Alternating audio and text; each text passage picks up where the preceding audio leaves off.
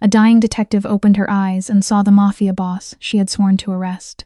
Sarah Martinez reached desperately for a weapon. Certain Vincent Kane had kidnapped her to finish the job. But Vincent calmly placed a black ledger beside her bed and told her to read one name. Her hands began trembling when she recognized the initials of her trusted lieutenant. The man she considered family had taken cartel money and ordered her execution. Even worse. Vincent had known the truth for 5 years and had been waiting for the perfect moment to expose him. Imagine the rain, not a gentle, calming drizzle that helps you sleep. I am talking about a cold, heavy, punishing downpour, the kind of rain that washes the surface filth into the gutters, but never quite reaches the deep rot buried in the city's soul. It is midnight in the warehouse district. The streets are completely dead, empty, silent. The streetlights flicker above, casting long, jagged shadows against the wet brick walls. Vincent Kane is walking alone. Now you have to understand, this is not normal. Vincent is a kingpin. He is a man who built an absolute, billion-dollar empire on silence, strategy, and fear. He should be in an armored car right now. He should have a dozen heavily armed men watching his back. But tonight, the crown he wears is just too heavy. The air in his penthouse felt thick, suffocating. His mind is racing with delayed cargo shipments, greedy lieutenants testing his patience, and the endless, exhausting game of chess he plays every single day to stay alive. He just needed to breathe. He needed to feel the freezing air on his face, to remind himself that he is still a human being.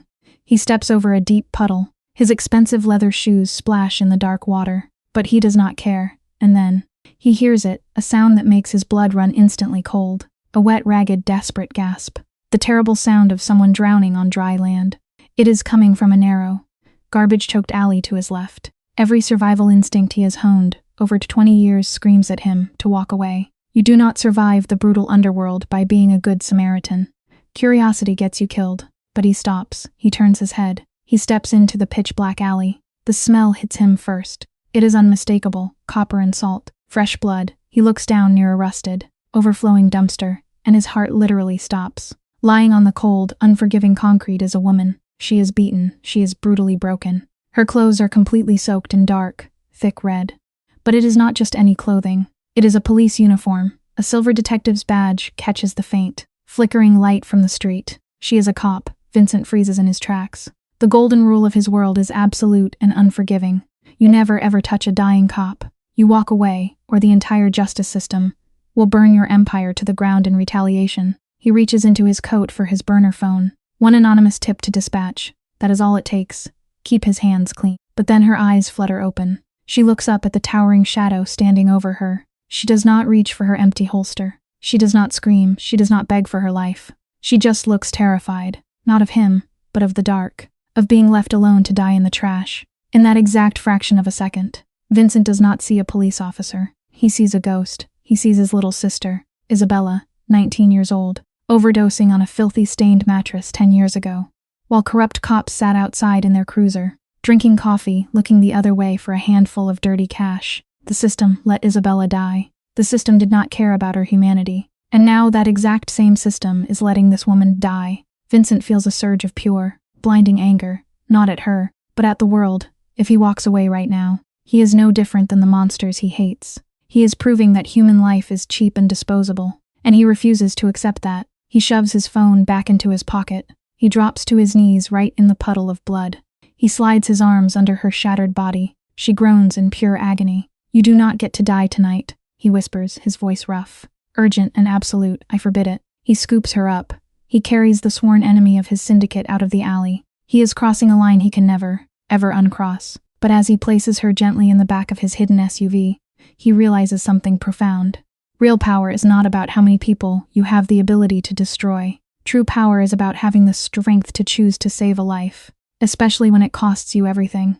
The underground safe house feels like a military fortress, hidden deep beneath an abandoned meatpacking plant. It houses a state-of-the-art trauma bay that rivals any private, high-end hospital. Vincent kicks the heavy steel double doors open. He is completely covered in her blood.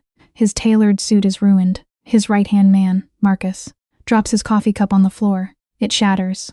Marcus sees the blue police uniform, and his face goes completely pale. "Boss, are you out of your mind? That is a cop. We are dead."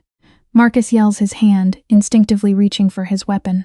Vincent does not even blink. He walks straight past him to the sterile surgical table. "Get Dr. Chun now," Vincent barks. His tone is made of ice. It leaves absolutely zero room for argument or hesitation. For the next 4 agonizing hours, Vincent stands behind the thick glass partition. He refuses to wash his hands. He just watches Dr. Chun fight a desperate battle to keep her alive. 3 broken ribs, a punctured, collapsed lung, massive internal bleeding. This was not a random street mugging gone wrong. This was a calculated execution. Someone wanted her to suffer before she died. When she finally wakes up, the transition from near death to reality is brutal. Sarah Martinez opens her eyes to blinding, harsh white light.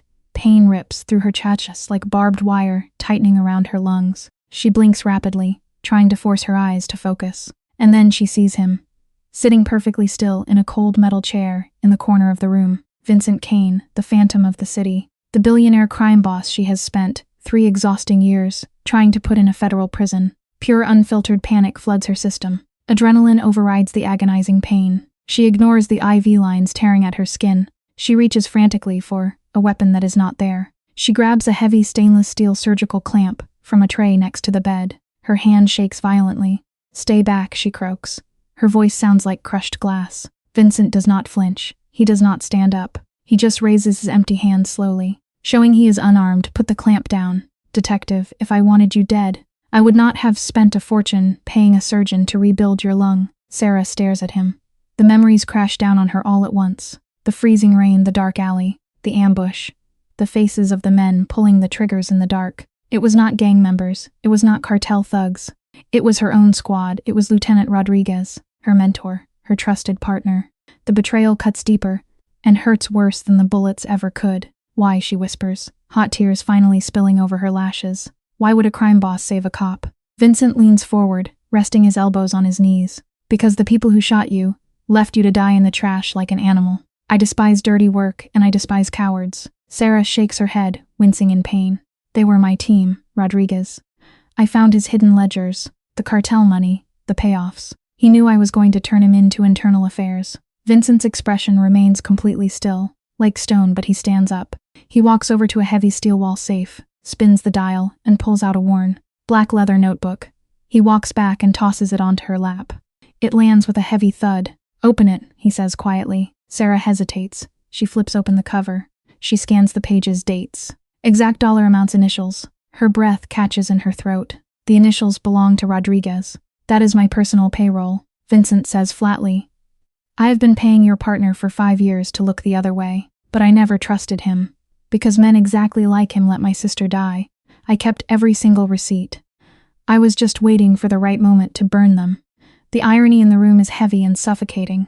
The man funding the corruption is the exact same man who saved her from it. "So what happens now?" Sarah asks, her voice trembling. Vincent looks her dead in the eyes.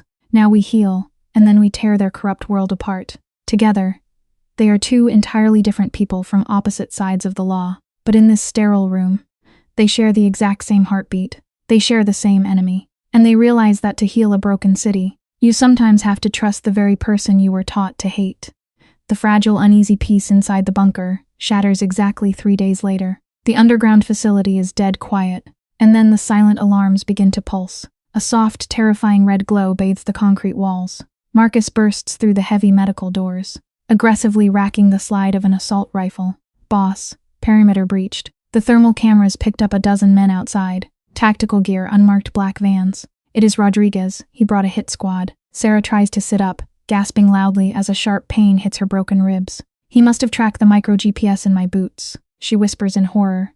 "He is here to finish the job." Marcus looks at Vincent, his eyes wide with adrenaline and fear. "I will get the boys, boss. We can hold the main choke points. We will shoot our way out of here." Vincent raises his hand, a silent, absolute command that demands total obedience. "No," he says calmly. "Lower your weapon." "Marcus, nobody fires a single shot tonight." Marcus stares at him like he has completely lost his mind. "They are cops, boss.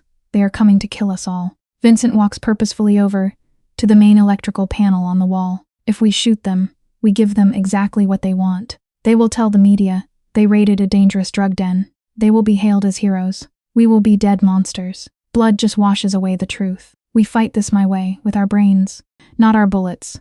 He grabs the heavy metal lever and pulls the master breaker. The entire massive warehouse plunges into pitch-black darkness. suffocating, heavy blackness. Sarah, stay quiet and stay low. He whispers into the void. Outside, the heavy metal loading dock doors are blown open with a massive breaching charge. The sound is deafening. Rodriguez and his strike team flood into the dark space.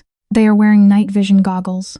They have red laser sights attached to their rifles. They think they are the apex predators. But they are walking blindly into a master strategist's spider web. Vincent stands perched on a high steel catwalk, completely invisible to the men below. He taps a command on a tablet, connected to the building's automated systems. A heavy steel security shutter slams down hard, separating 3 of the dirty cops from the main group. Panic spikes instantly in the dark. What was that? A cop yells out. Before Rodriguez can answer and regain control, Vincent activates the massive warehouse PA system. His voice booms from every speaker in the ceiling. Good evening, Lieutenant. You are trespassing on private property. The cops freeze, aiming their rifles frantically up into the dark. Show yourself, Kane, Rodriguez screams, his voice cracking. Vincent laughs softly. It is a chilling sound then. He taps another button on the screen. A crystal-clear audio recording plays loudly over the speakers. It is Rodriguez's own voice. Look, Kane, I need 50 grand by Tuesday. I will make sure the patrol cars are pulled away from the south docks. And I will take care of Martinez tonight. She is getting way too close. The audio echoes off the cold steel walls. Down below, the tactical team freezes in absolute shock. They look toward Rodriguez in the dark. They are corrupt, yes, they take bribes. But murdering a fellow officer for a payout, that breaks the deepest unspoken code of the badge. Trust shatters in a fraction of a second. He sold out his own partner. One cop mutters, slowly lowering his weapon. Shut up, it is a trick, it is AI. Rodriguez roars, spinning around and pointing his gun at his own man. Vincent leans closely into the microphone. He sold her out for cash. Boys, what makes you think he won't sell every single one of you out to save his own skin right now? I sent every recording to the FBI an hour ago. You are standing on a sinking ship. This is the ultimate, masterful psychological warfare. Vincent does not need to fire a gun to win. He just needs to show them the ugly, undeniable truth of their own actions. True power is not violence. True power is forcing a monster to look in the mirror and realize exactly what they are. The tension in the pitch-dark warehouse is stretched to the absolute breaking point. Rodriguez is losing his mind. He is a cornered, desperate animal. He knows his career is over, and his freedom is gone. He fires his assault rifle wildly up into the ceiling. Hot sparks raining down into the darkness. I will kill you all. I will burn this place down. He screams, but before his confused, terrified men can react to his orders, the real storm finally arrives. The massive rolling doors at the front of the warehouse are violently ripped off their metal tracks by a heavily armored federal breaching vehicle. Blinding, searing halogen floodlights instantly flood the entire space, turning the pitch-black room into terrifying daylight. The dirty cops scream in pain, dropping their weapons to cover their blinded eyes. The deafening, piercing wail of federal sirens fills the air. Red and blue strobe lights bounce wildly off the concrete walls. Dozens of heavily armed FBI agents swarm the floor, their boots stomping in unison. Federal Bureau of Investigation. Drop your weapons. Get on the ground right now. Leading the charge is Captain Helen Morrison. She is a living legend in the department, a woman with a reputation of absolute steel who could never, ever be bought. She holds a heavy megaphone, her face set in pure, unforgiving stone. It is over, Miguel. We have the audio files. We have the ledgers. Stand down immediately. Rodriguez is shaking violently. He drops his rifle, but he is still desperately trying to lie to save himself. He points a trembling finger up at the shadows on the catwalk. It is a setup, Helen. Kane faked the evidence. He kidnapped Martinez and is holding her hostage. The federal agents immediately raise their weapons, aiming red lasers toward the catwalk. And then a shadow moves. Vincent Kane steps calmly into the glaring light. His hands are completely empty.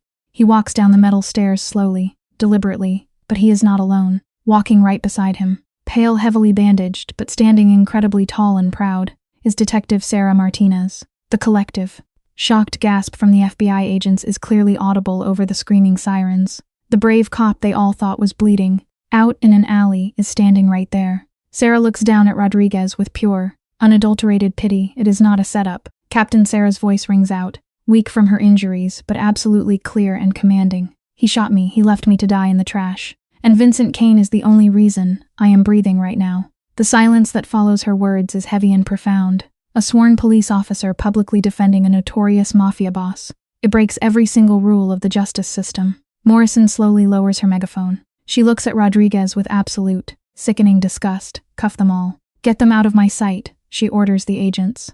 As the federal agents aggressively tackle the dirty cops to the floor, Vincent walks right up to Morrison. He reaches into his coat and hands her the black ledger and a silver USB drive. Everything is in there, Vincent says evenly. Every corrupt politician, every dirty judge, the entire network. Morrison takes it, looking at him carefully, analyzing the man behind the myth. You realize this is a full confession. Kane, you are handing us the keys to destroy your own empire and put you in a cell. Vincent looks back at Sarah. He sees a genuine human being who was willing to die for the truth. Because some things are vastly more important than criminal empires, Vincent says softly. My sister died because the system looked away from her pain. I became a monster so no one would ever dare ignore me again.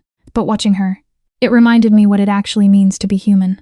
You can have my empire, Captain. Just heal this broken city. He holds out his wrists. The cold, heavy steel of the handcuffs clicks closed. For the first time in 20 long, dark years, Vincent Kane smiles. He is officially under arrest. But his heavy soul is finally, truly free. He actively chose to surrender his ultimate power to save his own humanity. Months pass, and the massive aftermath of that night hits the city like a violent tidal wave. The news cycle is absolutely relentless. Running the story, 24 hours a day. 15 police officers are officially indicted on federal racketeering charges. 3 powerful city council members resign in total disgrace. 2 highly corrupt judges are permanently pulled from the bench and face prison time. The deep-rooted poison is finally being aggressively drained from the system. It is a painful, messy process. But the city is finally breathing clean air again. Sarah Martinez spends grueling, exhausting weeks in physical therapy. The physical pain of her recovering lung is intense, but her deep faith in the badge has been completely restored. She is officially promoted to Captain of Internal Affairs. She walks the busy halls of the precinct with a brand new, enlightened perspective. She actively teaches the young, eager rookies that true justice is not about enforcing strict rules with an iron fist. It is about deeply protecting human dignity. It is about treating every single person on the street, no matter their background, with basic respect, because you never truly know who might end up saving your life when you need it most. Meanwhile, the federal prosecutors look at the unprecedented mountain of evidence. They carefully look at the undeniable fact that Vincent Kane voluntarily dismantled his entire billion-dollar syndicate, saving countless lives in the process. They offer a massive, unprecedented plea deal. The illegal businesses are permanently shut down. The dirty money is seized and repurposed for community centers. Vincent Kane, the terrifying crime boss, ceases to exist entirely. In his place is Michael Grant, his real given name, on a crisp, beautifully windy autumn afternoon. Sarah drives her unmarked cruiser to the quiet edge of the city docks. Standing alone at the very end of the wooden pier, looking out at the vast, endless ocean, is a man wearing a simple, comfortable wool sweater. No expensive tailored suits. No armed bodyguards, just Michael. Sarah walks up beside him. They stand in comfortable, companionable silence, just listening to the waves crash rhythmically against the wooden pylons. It is very quiet out here, Sarah says softly, pulling her coat tight against the wind. Michael nods. The heavy dark, exhausting shadows under his eyes are completely gone. He looks physically lighter. He looks exactly like a man who has finally forgiven himself for his past sins. It takes a while to get used to the silence, he replies, not taking his eyes off the water, but it is truly peaceful. No more constantly looking over my shoulder. He turns to look at her, a genuine smile forming. How is the city holding up? Captain Sarah smiles warmly back at him. It is bruised, but it is definitely healing. We are building something honest now. Michael reaches deep into his pocket. He pulls out an old scratched silver pocket watch. He clicks it open, looking at the faded, cherished picture of his younger sister, Isabella, one last time. Then, with a gentle, deliberate toss, he throws the watch far out into the ocean. It sinks rapidly beneath the dark waves, taking the painful ghosts of his past with it forever. She would be incredibly proud of you, Sarah says, her voice thick with emotion. Michael offers his hand toward her, not as a former criminal or a federal informant, but simply as a fellow human being. Sarah takes it without hesitation, giving it a firm, respectful shake. The world is a deeply complicated place. The lines separating right and wrong are rarely simple or straight. Sometimes, the rigid law completely fails to protect the innocent. And sometimes, the people society calls monsters are the very ones who teach us the most profound lessons about humanity. It takes immense, staggering courage to look past a societal label and see the real, beating heart of the person underneath. True, Lasting healing does not ever come from seeking revenge. It comes from the radical, brave act of choosing empathy over blinding anger. It comes from deeply respecting human life. What would you honestly do if you were in Sarah's shoes? Would you trust the ultimate villain to save your life? If this story made you deeply think about the true meaning of justice, redemption, and human respect, let me know in the comments below. Hit that subscribe button, share this video with someone who needs it, and always remember to look for the humanity in everyone you meet. 2 years have passed since the great storm of corruption finally broke. The city is breathing again. It is a slow, difficult, painful breath, but it is real. The towering skyscrapers no longer feel like cold prison bars. The dark alleys no longer feel like open graveyards. Michael Grant, the man who used to rule the absolute darkest shadows as the legendary Vincent Kane, is officially dead to the streets. He is completely gone.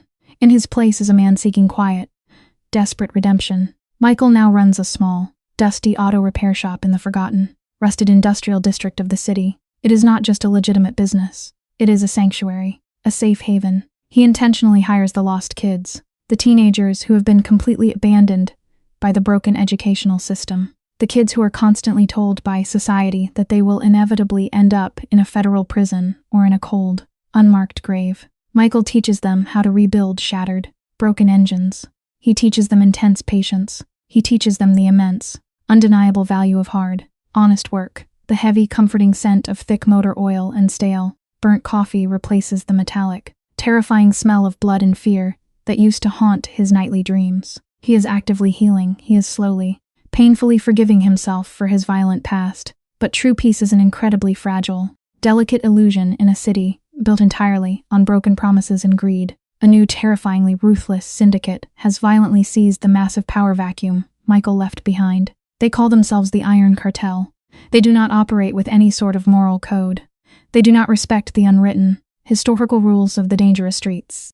Their business model is pure, unfiltered, disgusting exploitation. They specifically and intentionally target vulnerable, terrified high school students.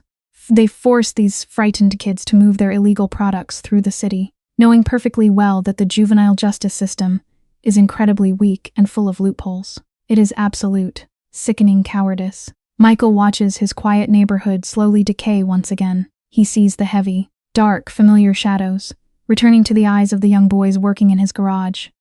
The overwhelming darkness has officially returned to Michael's quiet doorstep. The apex predator buried deep inside his soul slowly opens its eyes, but Michael makes a silent, absolute, unbreakable vow. He will not use violence. He will not pick up a gun. He will not become the terrifying monster he fought so incredibly hard to permanently bury. He will use his brilliant, strategic mind. He will actively teach these terrified kids that they do not have to live their entire lives in fear. The absolute breaking point happens on a freezing, rainy Tuesday evening. The heavy metal garage door is halfway down. A 15-year-old boy named Leo stumbles desperately inside. Leo's face is badly bruised. His lower lip is split open and actively bleeding down his chin. His thin hands are shaking violently in the cold air. He drops a heavy, thick, duct-taped package onto Michael's greasy workbench. The boy instantly bursts into uncontrollable tears. He confesses the brutal, horrifying truth. The Iron Cartel is forcing him to hide the illegal package. If he refuses or if he runs to the police, they will permanently silence his little sister. The justice system has completely, utterly failed this innocent child. The local police are entirely too slow. The federal laws are far too complex. Michael looks at the terrified boy. He feels a massive, blinding surge of righteous anger. 5 years ago, Vincent Kane would have hunted the men responsible and left them bleeding in an alley. But violence only breeds more violence. It is a toxic, endless, destructive cycle. Michael slowly wipes the thick black grease from his calloused hands. He walks over to the trembling boy. He places a heavy, warm, incredibly reassuring hand directly on Leo's shaking shoulder. "You are completely safe now," Michael whispers. His voice is incredibly deep, perfectly calm and absolute. "Nobody is going to hurt your sister. I promise you." Michael takes the heavy package. He locks it securely inside a heavy steel safe. He knows exactly how arrogant, violent predators think. They only respect overwhelming power, and they are completely blinded by their own massive, insatiable greed. Michael decides to set a devastating, flawless psychological trap. He is not going to fight them blindly in the wet streets. He is going to completely dismantle their hidden foundation. He is going to aggressively sever their financial lifelines. He reaches into his bottom desk drawer, He pulls out a cheap, untraceable burner phone. He dials a highly secure, encrypted number. It rings exactly twice. Captain Sarah Martinez answers the phone. The mastermind is officially going to war.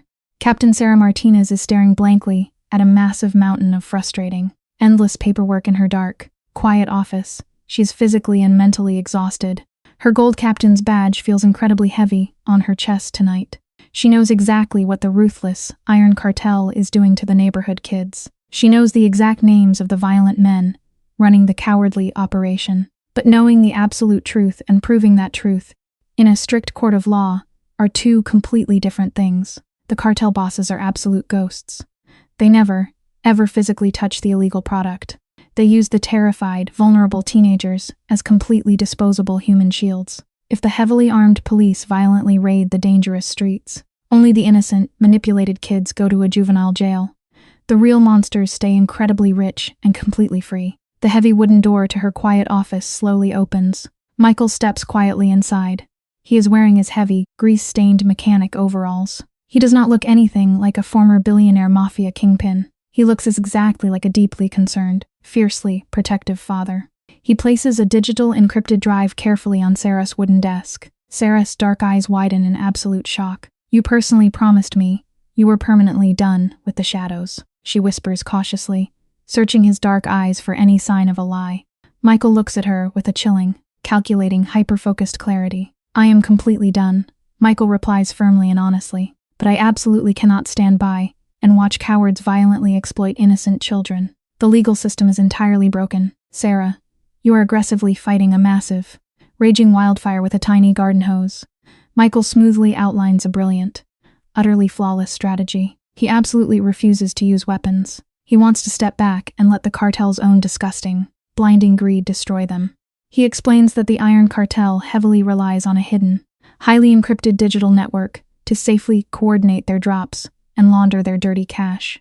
Michael proposes a massive, unprecedented digital disruption. He will use his deep, intimate knowledge of underworld logistics to completely scramble their flawless system. He will aggressively redirect their massive cash shipments to incorrect, completely abandoned locations. He will send their violent, impatient enforcers to completely empty warehouses. He will create absolute, brilliant, bloodless chaos. Sarah listens intently. She knows his strategic, brilliant mind is entirely unparalleled. She agrees to the deeply unorthodox, highly dangerous plan.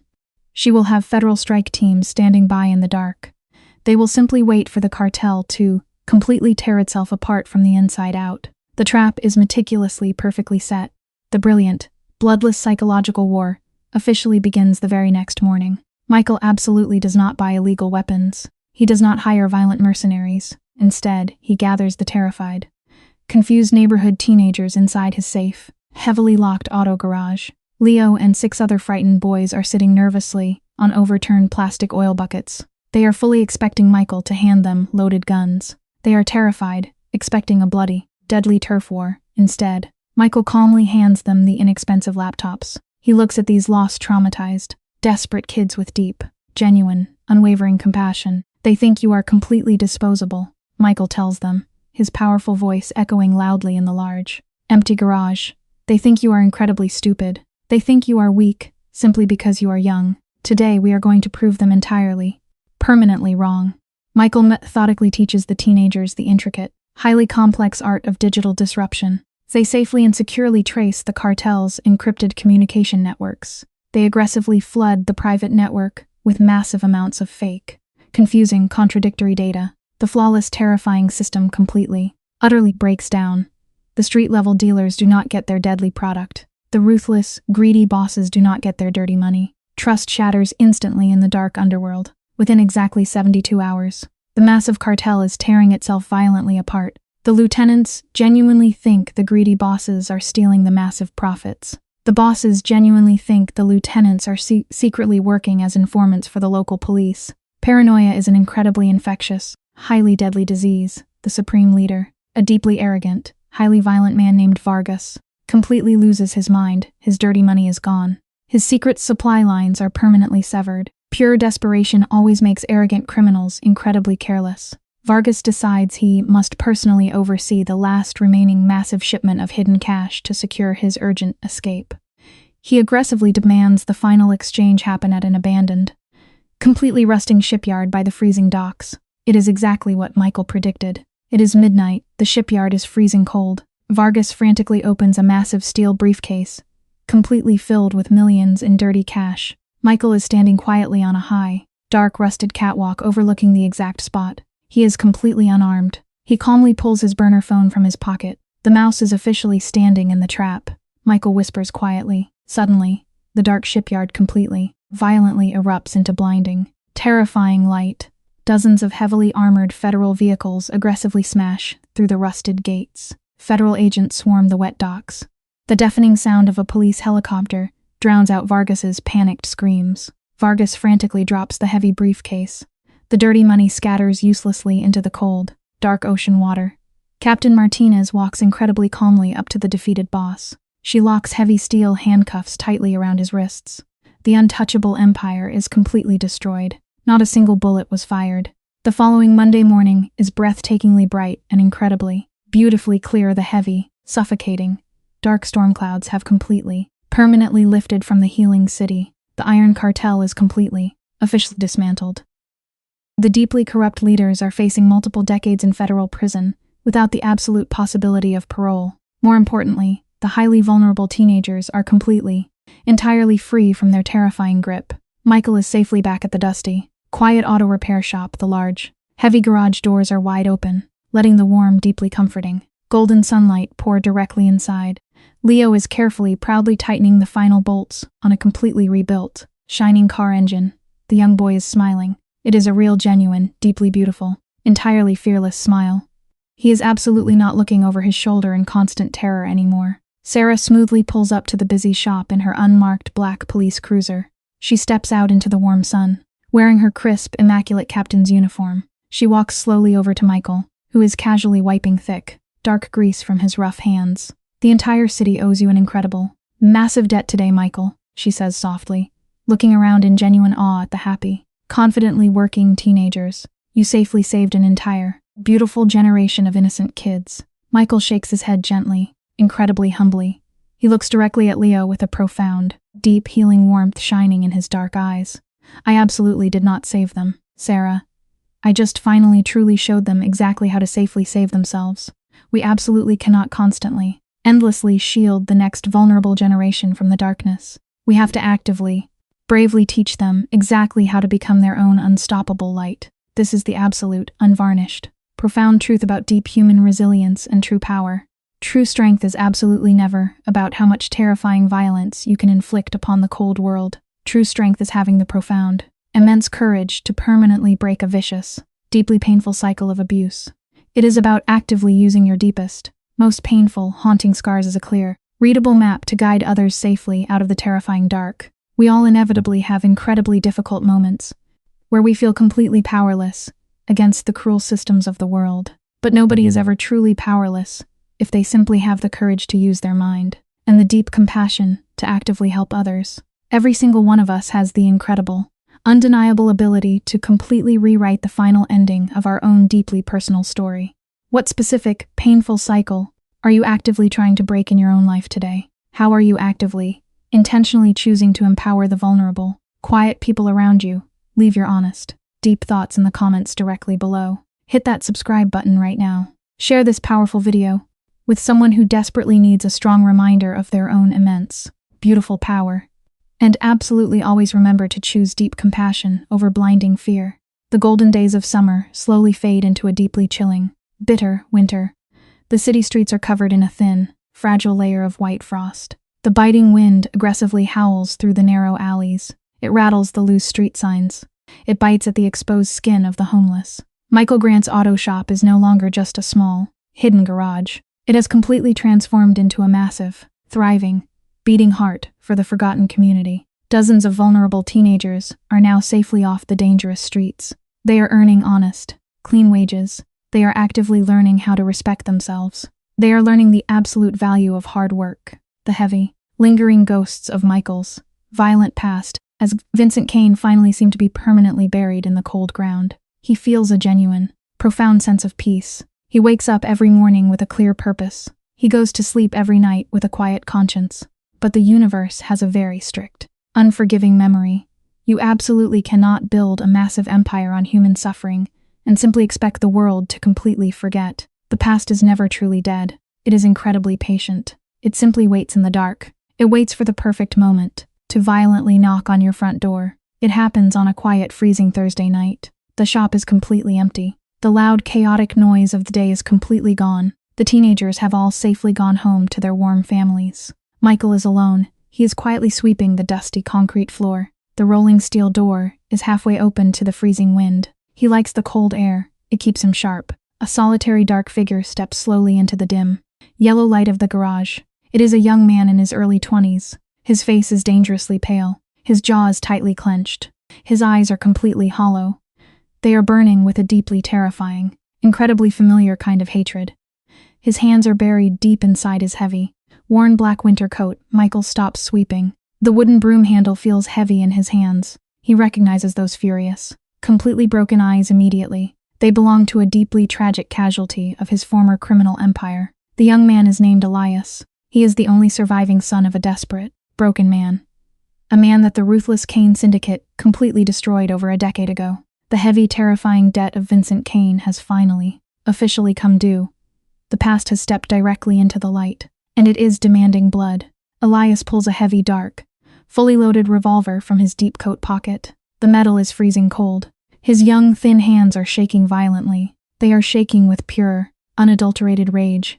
He aims the shaking barrel directly at Michael's broad chest. The metallic, terrifying click of the heavy hammer being pulled back echoes loudly. It rings out in the completely silent garage. "You completely ruined my family," Elias whispers. His voice cracks heavily. It breaks under the massive, suffocating weight of 10 years of pure agony. "You took absolutely everything from us. You took my father. You took our home. You took our dignity.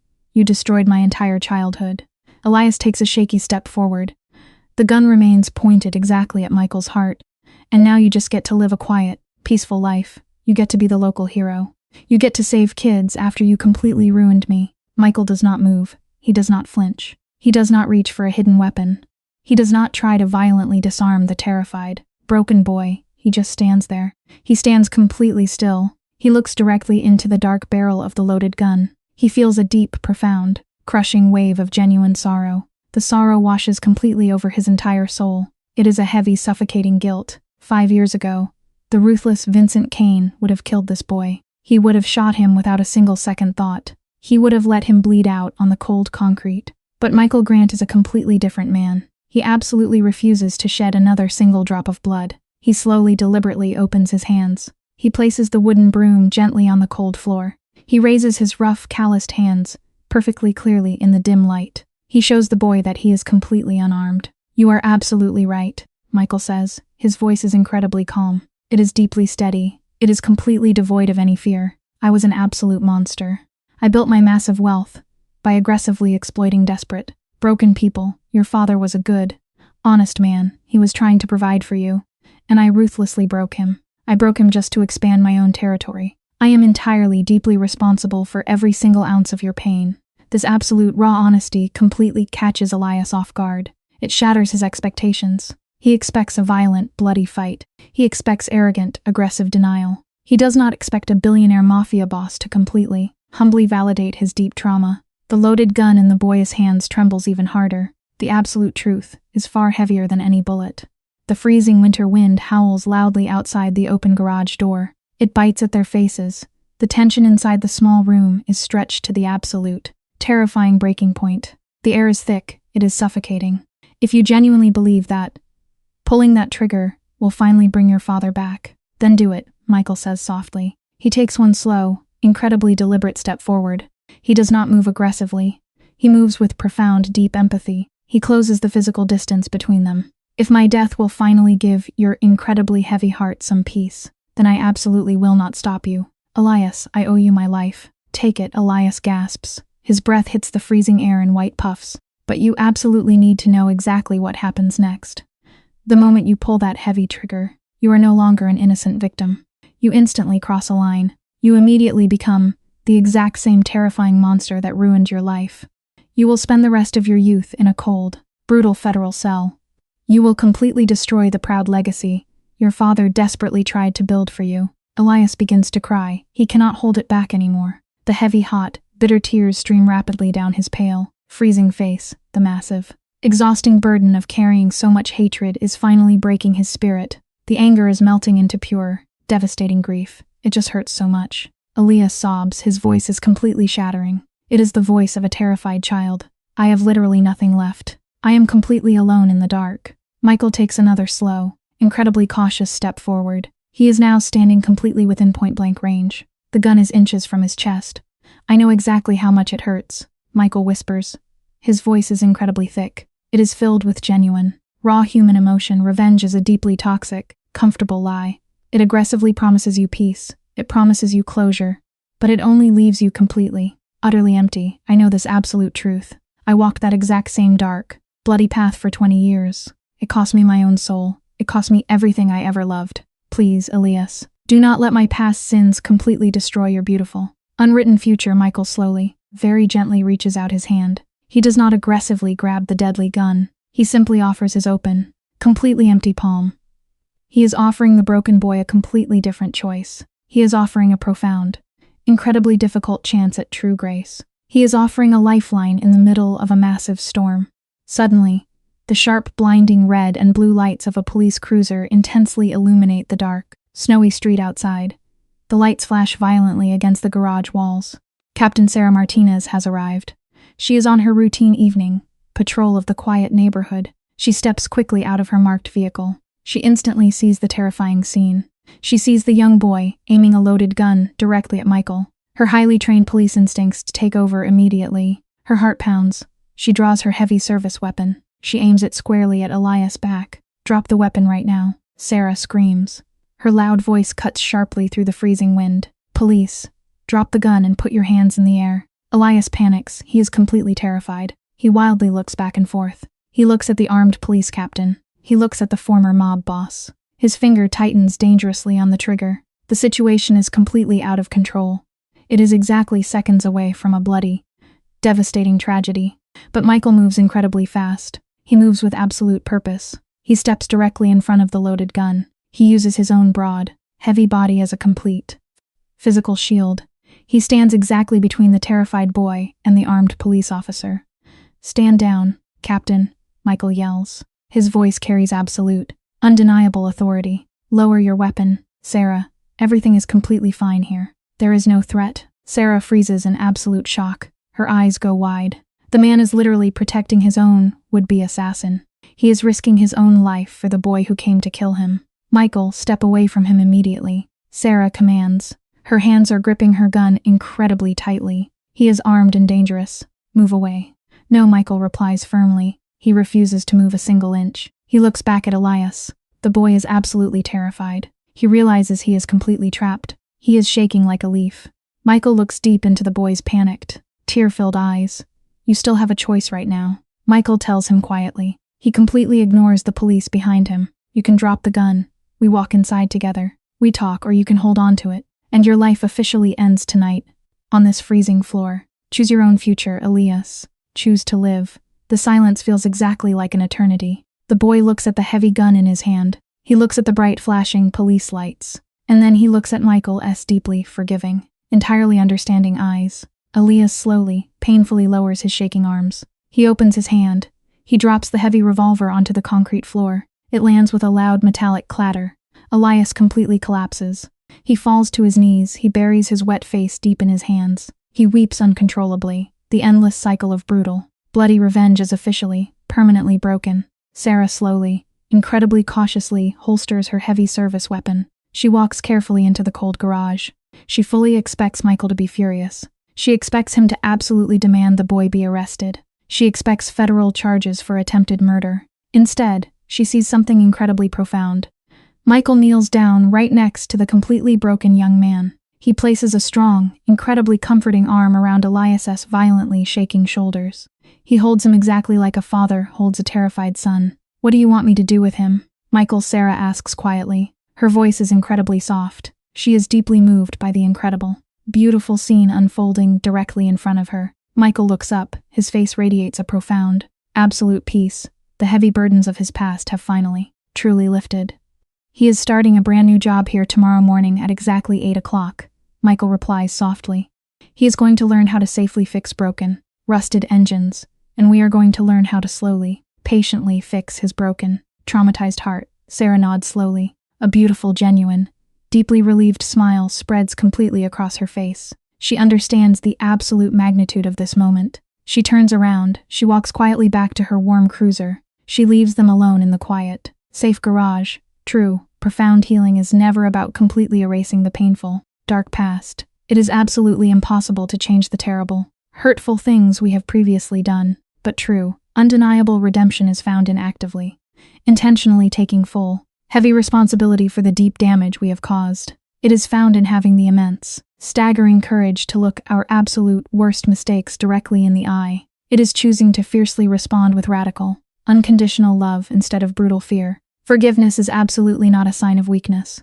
It is the absolute highest, most powerful, incredibly beautiful form of human strength. It takes a deeply brave soul to completely forgive someone who hurt them, but it takes an absolute, undeniable hero to safely guide their own deadly enemy completely out of the consuming darkness.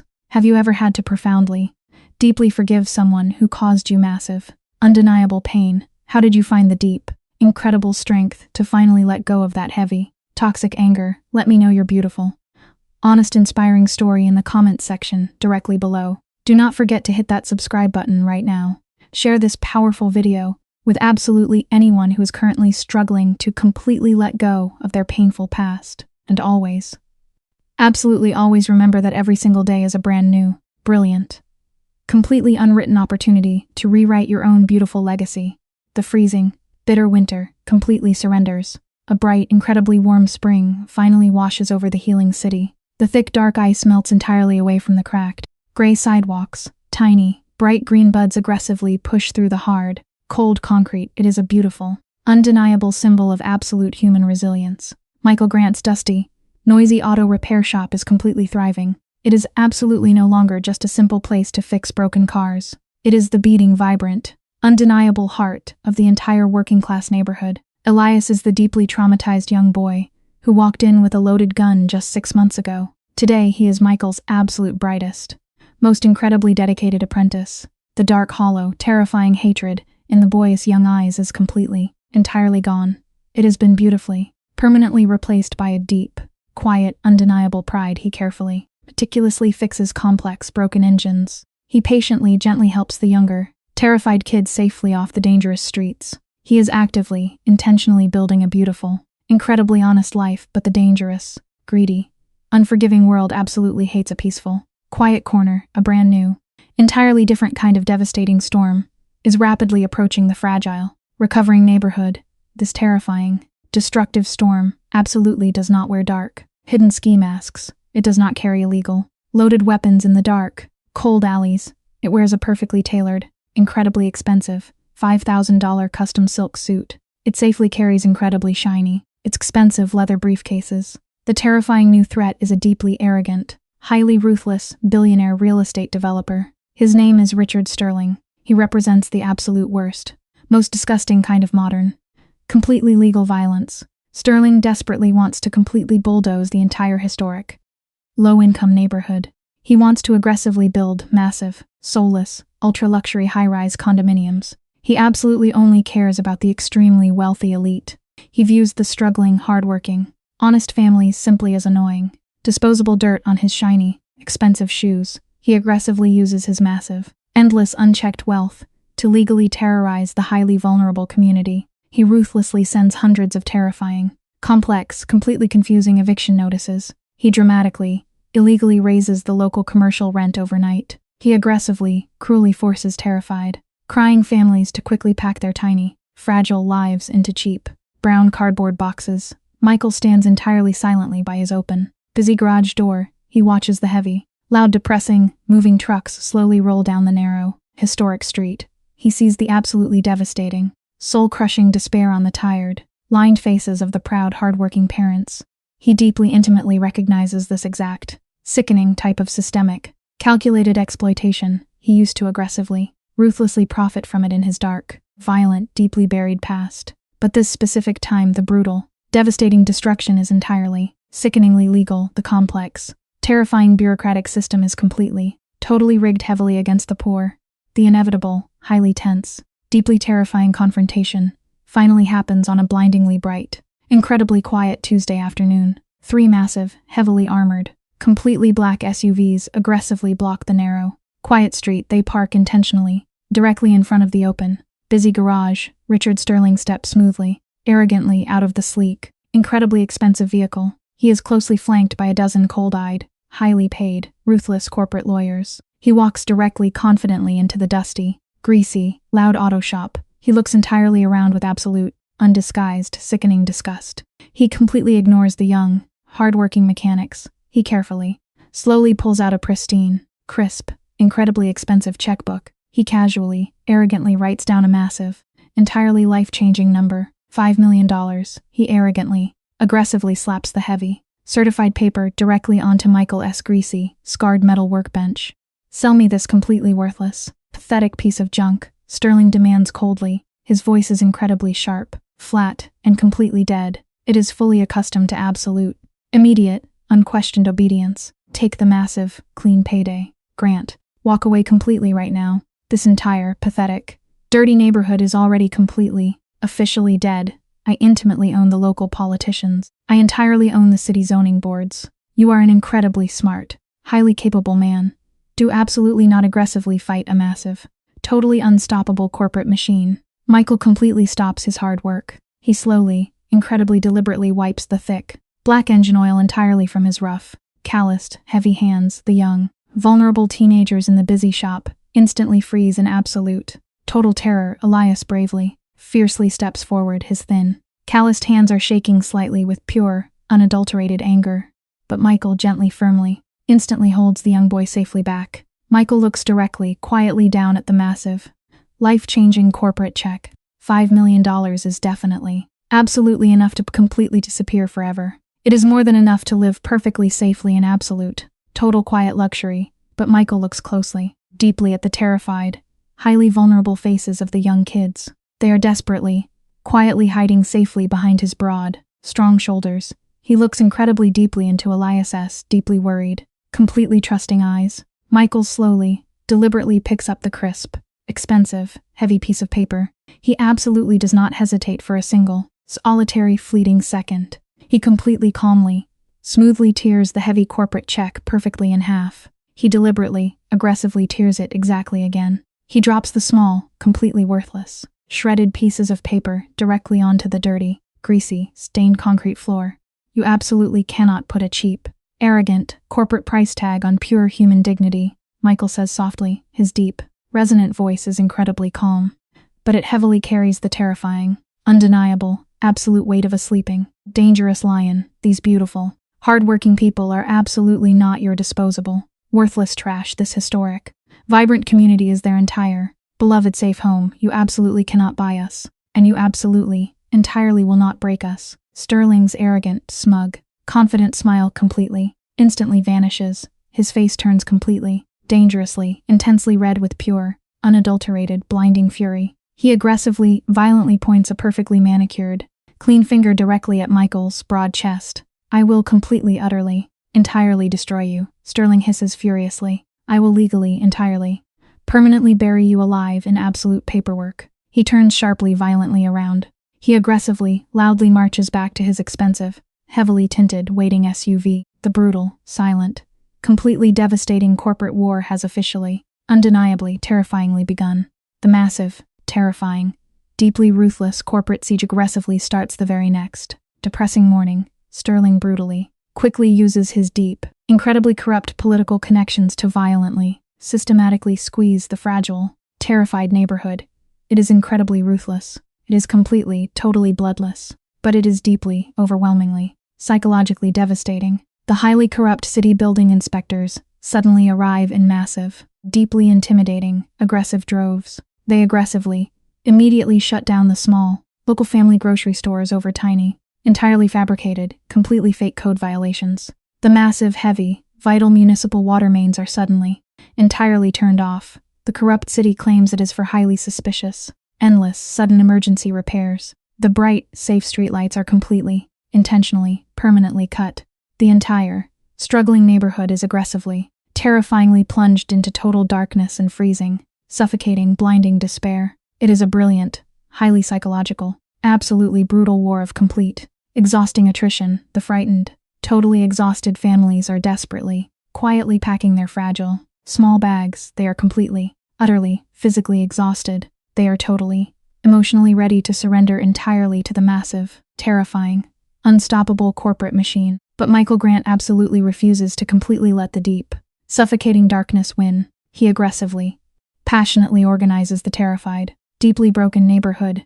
He completely, entirely turns the large, dusty, quiet auto shop into a massive, brilliantly lit, highly secure community center. He boldly uses his own clean, safely saved money to buy massive, heavy, loud diesel generators. He aggressively, safely scours the surrounding freezing, dark homes.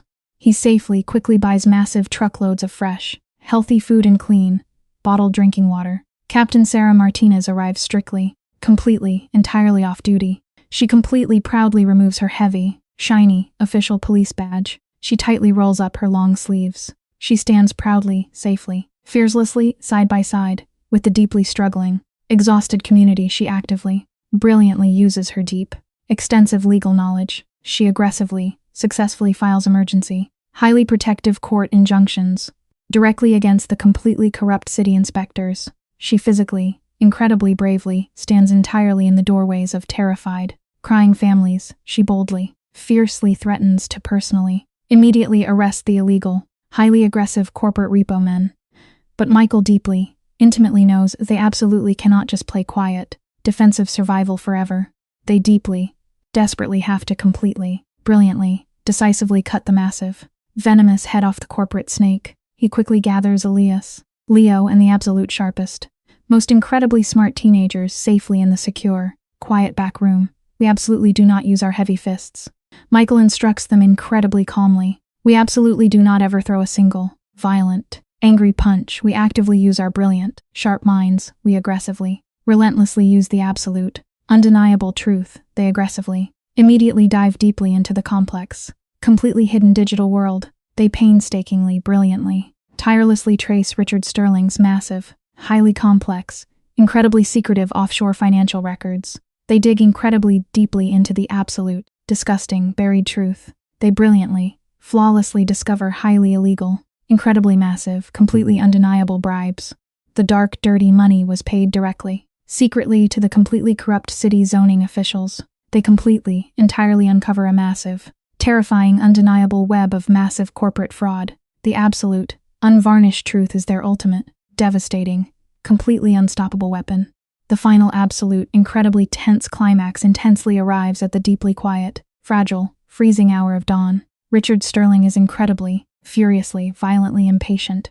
He absolutely refuses to wait for the slow, highly complex, entirely legal court process. He illegally, secretly, aggressively hires a massive, private, ruthless demolition crew. 3 massive, terrifying, bright yellow bulldozers loudly, aggressively rumble directly down the narrow, completely quiet residential street. Their heavy, thick, terrifying steel treads aggressively, loudly crush the fragile, old, cracked pavement.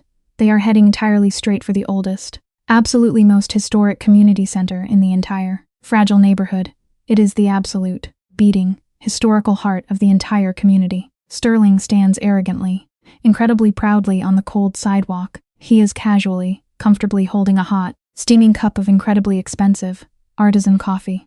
He deeply, desperately wants to completely crush their proud, resilient spirit entirely before the morning news crews even wake up. But exactly as the massive, terrifying, roaring machine slowly turn the final corner, the loud, deafening diesel engines abruptly, completely grind to a total, unexpected halt. The aggressive, highly paid, ruthless drivers stare in absolute, total, completely paralyzed shock, standing directly, completely in the absolute middle of the narrow, cold, dark street is Michael Grant. He is completely, totally, entirely unarmed. He is standing incredibly, profoundly tall. His strong arms are peacefully, entirely firmly crossed, standing directly. Safely next to him is young, brave Elias, standing proudly. Fearlessly on the other side is Captain Sarah Martinez. She is in her full heavy, deeply official, imposing police uniform today, and safely, completely, behind them are hundreds of brave, completely, undeniably united people.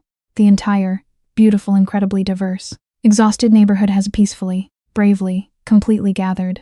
Exhausted mothers, hardworking fathers, terrified but deeply brave children, elderly, incredibly proud grandparents. They completely, tightly, fearlessly lock their arms entirely together.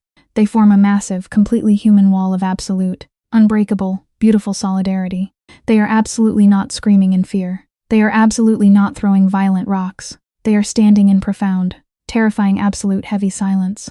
It is the deeply breathtaking, incredibly beautiful, completely undeniable power of pure, non-violent, massive resistance. Sterling screams furiously, violently at the confused drivers, to aggressively push forward. He is completely, utterly losing his arrogant, entitled mind, but the heavy machinery drivers absolutely, entirely refuse to violently, brutally murder hundreds of completely innocent, peaceful people.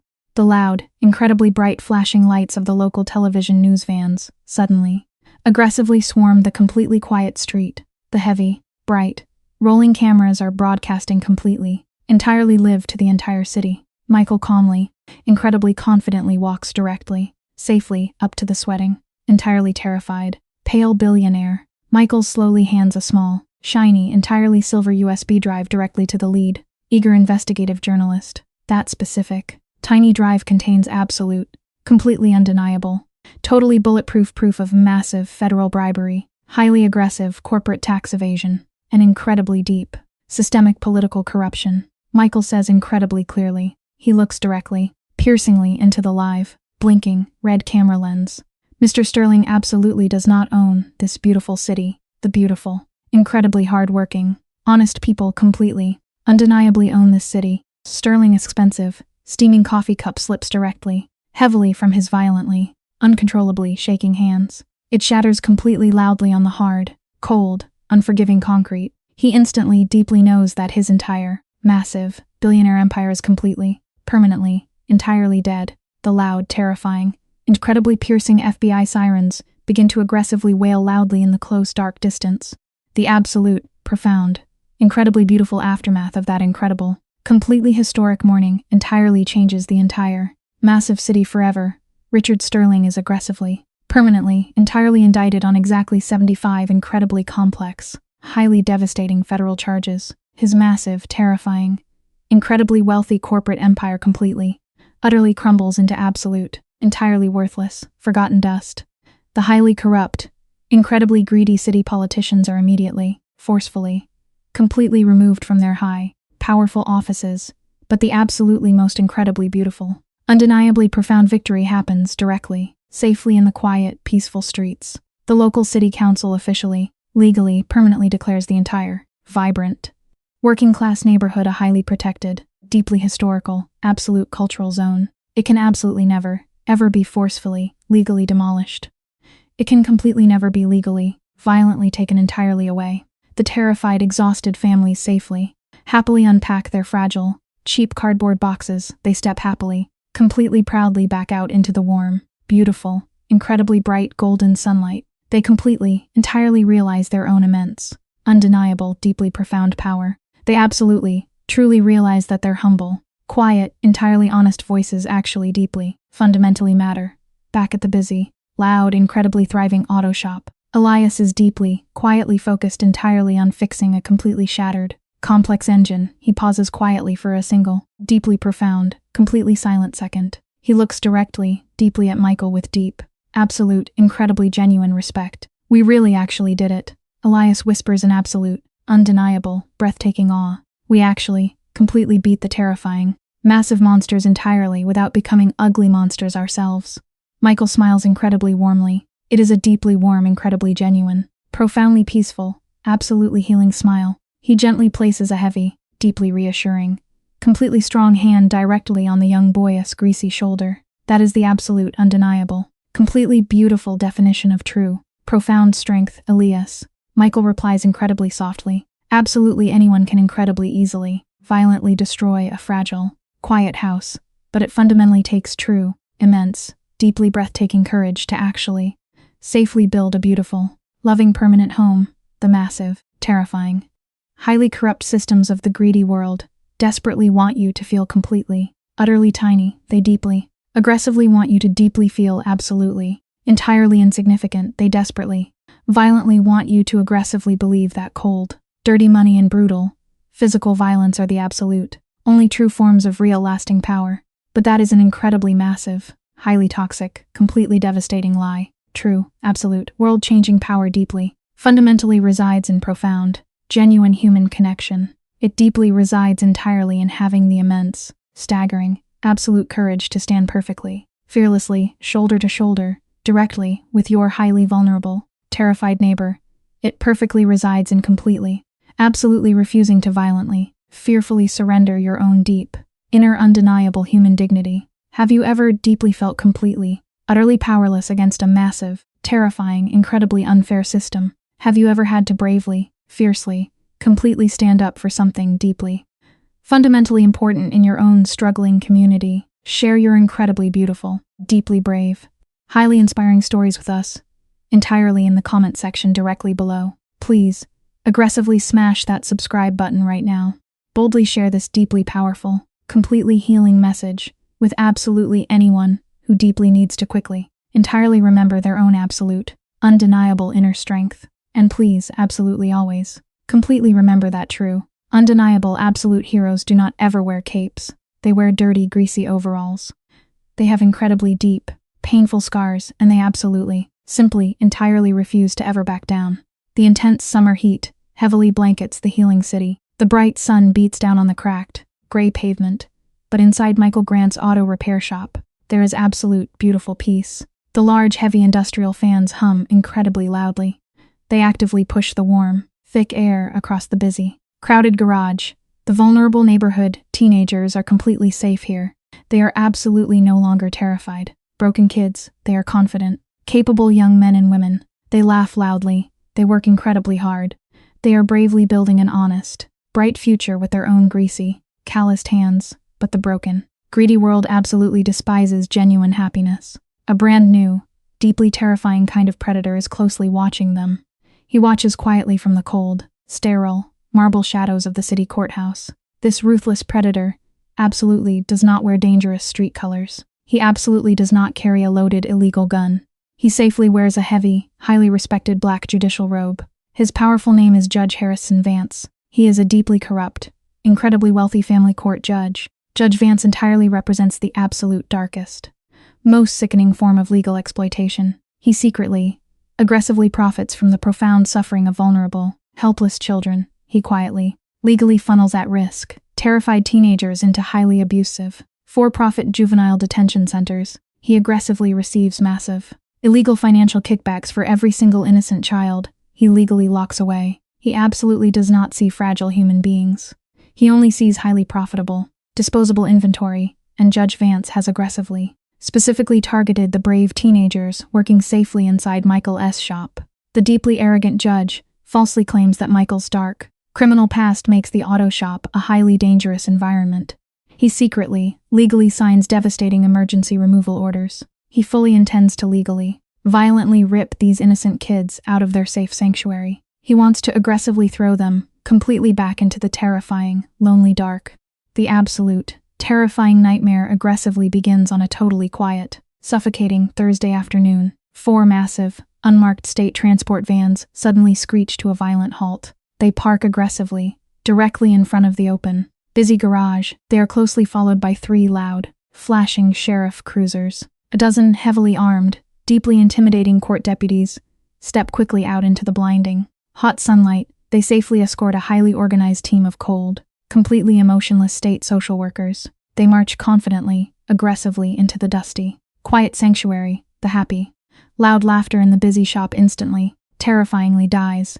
The brave teenagers completely freeze in absolute, total terror. They intimately, painfully know exactly what those white transport vans mean. They mean dark, lonely, terrifying, locked cells. A tall, cold social worker aggressively slaps a massive stack of legal, stamped court orders directly onto Michael's greasy metal desk. She coldly, firmly demands the immediate physical surrender of 6 underage, terrified teenagers. Young Leo is absolutely one of them. The brave boy's stark eyes go incredibly wide with pure, unadulterated panic. He quickly, fearfully backs away. He desperately hides completely behind Michael's broad, strong shoulders. Elias, the incredibly loyal, Older apprentice instantly sees blinding. Furious red, he aggressively grabs a heavy, solid steel wrench. He fiercely steps forward. He is entirely, completely ready to physically, violently attack the armed deputies to protect his chosen, beloved family. The tense deputies immediately, aggressively drop their heavy hands directly to their holstered, loaded firearms. The thick air is exactly 1 split second away from a bloody, devastating tragedy. But Michael moves incredibly fast. He moves with profound, undeniable authority. He tightly grabs Elias' violently shaking arm. He forcefully pushes the heavy, dangerous wrench completely down to the cold floor. Do not ever give them the violent, bloody excuse they desperately want. Michael whispers incredibly fiercely. Captain Sarah Martinez abruptly sprints frantically into the tent's garage. She aggressively flashes her shiny gold police badge. She desperately, frantically tries to legally, officially intervene. But the cold social worker calmly points directly at the powerful judge's signature. Sarah is completely legally paralyzed. Her respected badge is absolutely powerless against a Supreme Court order. Michael deeply realizes that fighting violently right now will absolutely ensure the innocent kids are legally locked away forever. He slowly, gently turns completely to the terrified, crying children. He drops gently to his tired knees. He looks directly, deeply into their tear-filled, terrified eyes. I absolutely promise you, Michael says. His deep voice shakes with massive, overwhelming emotion. I will completely tear down the sky to safely bring you back home. Please stay incredibly brave. The armed deputies roughly, aggressively grab the crying, terrified children. They forcefully push them deeply into the hot, dark transport vans. The heavy metal doors violently slam shut. The sickening, metallic sound echoes heavily, painfully in Michael's completely empty silent shop. Heavy dark night completely falls over the silent, heartbreakingly empty auto shop. The massive space feels painfully, incredibly empty, without the joyful laughter of the children. Michael is standing completely still in the total dark. He stares blankly at the empty, quiet workbenches, the blinding, terrifying rage of his dark, violent past is screaming incredibly loudly in his head. The ghost of Vincent Kane desperately wants to completely destroy the powerful, arrogant judge. He desperately wants to aggressively hunt the corrupt, wealthy man in the dark. He wants to physically, brutally break him. But Michael Grant forcefully, actively crushes that dark, terrifying urge. He absolutely refuses to completely betray the innocent, fragile trust of those terrified children. He deeply knows that brutal, bloody violence will permanently, totally destroy their fragile, beautiful future. The heavy metal garage door slowly, loudly creaks open. Captain Sarah Martinez walks incredibly quietly inside. She is heavily carrying 3 massive, completely full cardboard boxes. They are absolutely filled with dense, highly complex legal documents. She drops them incredibly heavily onto the metal desk. She looks fiercely, deeply at Michael. Her dark eyes are absolutely blazing with unstoppable, profound determination. We absolutely do not use our heavy fists to fight a highly corrupt, rigged legal system, Sarah says incredibly clearly. We brilliantly, completely use their own complex, confusing rules to absolutely hang them. They dive relentlessly, aggressively into the exhausting, massive darkness of the city's hidden financial records. They work obsessively, brilliantly, through the entire, long night. They drink massive gallons of black, bitter coffee. They absolutely do not sleep for 3 agonizing, exhausting days. They patiently, carefully follow the deeply hidden, washed dirty money. They brilliantly, safely trace the secretive, complex offshore shell companies. They flawlessly, entirely uncover the undeniable, absolutely disgusting truth. Judge Vance is secretly, heavily invested in the exact same massive, private detention corporation that he aggressively sends the vulnerable children to. It is a massive, highly illegal federal crime. It is pure, absolute child trafficking completely disguised as legal, blind justice. But Michael deeply knows that simply exposing the corrupt judge is absolutely not enough. The highly traumatized children deeply need an unassailable, flawless legal shield to safely, permanently return home. He aggressively makes dozens of frantic, urgent phone calls. He brilliantly rallies the entire, proud, working-class community. Dozens of hard-working mechanics, quiet bakers, tired nurses, and proud, exhausted teachers completely answer his desperate call.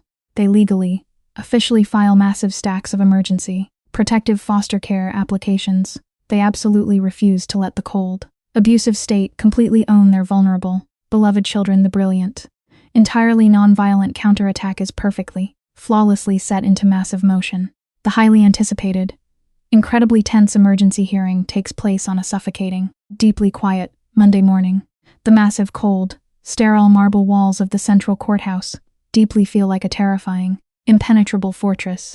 Judge Harrison Vance sits arrogantly, comfortably high above the tense room on his polished, massive wooden bench. He looks entirely down with complete, arrogant, absolute disdain. He comfortably, casually expects a disorganized, highly emotional group of angry citizens. He entirely expects to easily, legally dismiss them with total, absolute legal prejudice. But the incredibly heavy, solid oak doors of the massive courtroom suddenly, violently swing completely open. The arrogant judge completely freezes in absolute, total shock. Hundreds of entirely silent, deeply respectful, completely united citizens walk peacefully, bravely into the massive room. They completely, entirely fill every single hard wooden bench. They silently line the incredibly high, cold marble walls. They are entirely, completely silent. It is absolutely not an angry, screaming, violent mob. It is a highly disciplined, completely immovable, deeply beautiful wall of pure human solidarity. Michael Grant stands quietly, proudly, in the very front row. He is safely wearing a simple, deeply clean suit. Captain Sarah Martinez steps boldly, completely fearlessly forward to the heavy, polished wooden podium. She is absolutely not acting as a standard local police officer today. She is proudly acting as a deputized, highly official federal task force liaison. Judge Vance violently, aggressively bangs his heavy, solid wooden gavel. He nervously, loudly demands complete, absolute order. He arrogantly, desperately attempts to immediately, legally dismiss the entire case. But Sarah calmly, completely ignores his loud, panicked shouting. She smoothly, confidently opens a massive, incredibly detailed federal financial ledger. Your Honor, Sarah says incredibly loudly. Her clear voice echoes powerfully, deeply off the incredibly high, painted ceilings. I am absolutely not here to simply argue your devastating previous removal orders. I am here to officially, legally present this undeniable, absolutely flawless evidence directly to the Federal Judicial Oversight Committee. The heavy courtroom doors swing aggressively, open exactly one more time. 3 incredibly serious, highly armed federal agents step firmly, confidently into the tense, quiet room. Judge Vance, arrogant, smug face turns shockingly, terrifyingly pale. His expensive, manicured hands begin to shake violently, uncontrollably. Sarah publicly, loudly reads the highly illegal, massive financial transfers perfectly, entirely into the permanent legal record. She flawlessly, completely exposes the massive, devastating network of pure corporate greed. The previously powerful, arrogant judge completely collapses backward into his expensive, soft leather chair. He intimately, deeply knows his corrupt, wealthy empire is permanently, completely destroyed. The federal agents immediately, aggressively step forward. They forcefully, legally place the powerful, wealthy judge under strict federal arrest, and exactly simultaneously, the massive, highly organized stack of community guardianship papers is legally, officially approved. The terrifying, heavy legal chains are beautifully, completely shattered into a million tiny, useless pieces. The profound, incredibly overwhelming, emotional reunion happily happens directly on the wide, sunny stone steps of the cold, massive courthouse. The dark, terrifying transport vans slowly, safely arrive directly from the abusive, cold juvenile facilities. The massive, heavy metal doors finally open. The exhausted, deeply terrified children safely step out completely into the bright, warm, beautiful sunlight. Leo steps out incredibly slowly first. He looks safely around in deep, complete, confused disbelief. He suddenly sees Michael standing incredibly tall, proudly waiting. Michael is smiling completely, warmly at the very bottom of the stone stairs. The brave young boy completely, utterly breaks down. He runs incredibly, astonishingly fast. He sobs loudly, totally uncontrollably. He throws his thin, shaking arms completely around Michael's broad, strong chest. Michael safely holds the terrified, crying child incredibly tightly. He buries his own deeply crying face entirely in the young boy's thin shoulder. The entire united, proud crowd erupts into deafening, incredibly joyful, massive cheers. Elias runs entirely forward. He fiercely embraces his younger, completely safe friends. The proud, deeply resilient community completely, safely surrounds the highly traumatized children. They safely wrap them completely in an absolute, unbreakable blanket of fierce, undeniable human love. The deeply corrupt legal system aggressively tried to completely destroy their fragile, beautiful hope. It deeply, profoundly failed. The entirely beautiful, absolute truth is that true real family does absolutely not always depend on shared, genetic blood. True, undeniable family is a highly intentional, incredibly brave, completely active daily choice. It is the brave choice to fearlessly stand completely between a vulnerable, fragile child and an incredibly cruel, greedy world. It is the absolute courage to actively use your sharp intelligence, your deep empathy, and your profound patience to aggressively fight the dark. You absolutely have the undeniable, incredible power to completely be an unbreakable, beautiful shield for someone else. There is absolutely always a terrified, vulnerable person entirely in your own community who desperately, deeply needs a safe, loving protector. Who are you bravely, actively choosing to safely protect today? How are you actively, intentionally building a beautiful, safe haven in your own, deeply complicated world? Please, bravely share your deeply beautiful, entirely honest thoughts, completely in the comments directly below. Aggressively smash that subscribe button right now. Proudly, happily share this completely healing, beautiful video with absolutely everyone who deeply needs to constantly remember the absolute, undeniable power of pure chosen love. Always, absolutely, fiercely remember that the absolute brightest, most incredibly beautiful light completely, undeniably always conquers the absolute darkest, most terrifying night. The crisp, golden autumn leaves gently fall. They cover the peaceful, healing neighborhood. The quiet streets are finally safe. They are safe from corrupt police. They are safe from greedy developers. They are safe from arrogant judges. Michael Grant's auto shop completely hums with life. It is filled with loud, joyful energy. The brave teenagers are safely learning. They are building complex mechanical skills. But a brand new, terrifying poison arrives. It is completely invisible. It quietly creeps into the fragile community. This deadly poison absolutely does not hide in dark alleys. It does not come from scary, violent street gangs. It comes directly from bright, sterile pharmacies. It hides perfectly inside small, innocent-looking plastic bottles. It is a highly synthetic, incredibly addictive prescription painkiller. It is manufactured by a massive, ruthless pharmaceutical giant named Apex Medical. The wealthy, deeply arrogant CEO is a man named Victor Thorne. He intentionally exploits massive, confusing loopholes in the broken medical system. He actively bribes corrupt, greedy doctors. He pays them to wildly overprescribe the dangerous pills. He targets exhausted, hardworking people. The hardworking people in the neighborhood are physically hurting. They work incredibly long, painful hours. They work in heavy construction. They work in hot kitchens. They simply go to their trusted doctors. They ask for basic pain relief, but they are aggressively prescribed highly addictive pills. Michael intimately, painfully recognizes these terrifying signs. He intimately knows the absolute, devastating look of chemical addiction. The heavy, painful ghost of his dead sister violently crashes back. He vividly remembers the incredibly dark, lonely night his own sister Isabella died. She died completely alone on a dirty mattress. She died because of this exact same kind of unchecked, sickening greed. He profoundly realizes a horrifying truth. The absolute worst, most destructive drug dealers do not wear dark hoodies. They safely wear pristine, white medical coats. They wear incredibly expensive, custom-tailored suits. The silent, invisible war has officially begun. He absolutely refuses to sit quietly. He refuses to watch his beautiful, fragile community completely shatter. The heartbreaking reality aggressively hits the quiet street. The absolute breaking point happens on a freezing, quiet Tuesday night. A desperate, terrified young mother named Elena violently collapses. She falls directly outside his garage door. Elena is the deeply beloved, incredibly hard-working baker. She runs the warm, sweet-smelling bakery directly across the quiet street. She severely injured her back, working massive, exhausting double shifts. She was desperately trying to feed her tiny children. Her trusted doctor aggressively prescribed her the highly addictive, dangerous pills. He completely lied. He told her they were entirely safe. Within exactly 3 short months, Elena is tragically unrecognizable. Her bright, beautiful eyes become deeply hollow. They become completely dark. Her warm, busy bakery remains entirely closed. The ovens are cold. She is now violently shaking on the freezing concrete. She is entirely consumed by the agonizing, terrifying grip of severe chemical withdrawal. She clutches a torn photograph of her young daughter. Michael steps quickly out into the freezing, cold night. He slowly, incredibly gently scoops the violently shaking mother into his strong arms. Elena flinches in absolute, complete terror. She fully expects him to aggressively call the armed police. She expects to be violently arrested. She expects to be thrown into a cold, dark cell. She deeply expects to be permanently separated from her innocent children. But Michael absolutely does not reach for his phone. He safely carries her inside his warm, clean garage. He gently wraps her completely in a heavy, incredibly warm thermal blanket.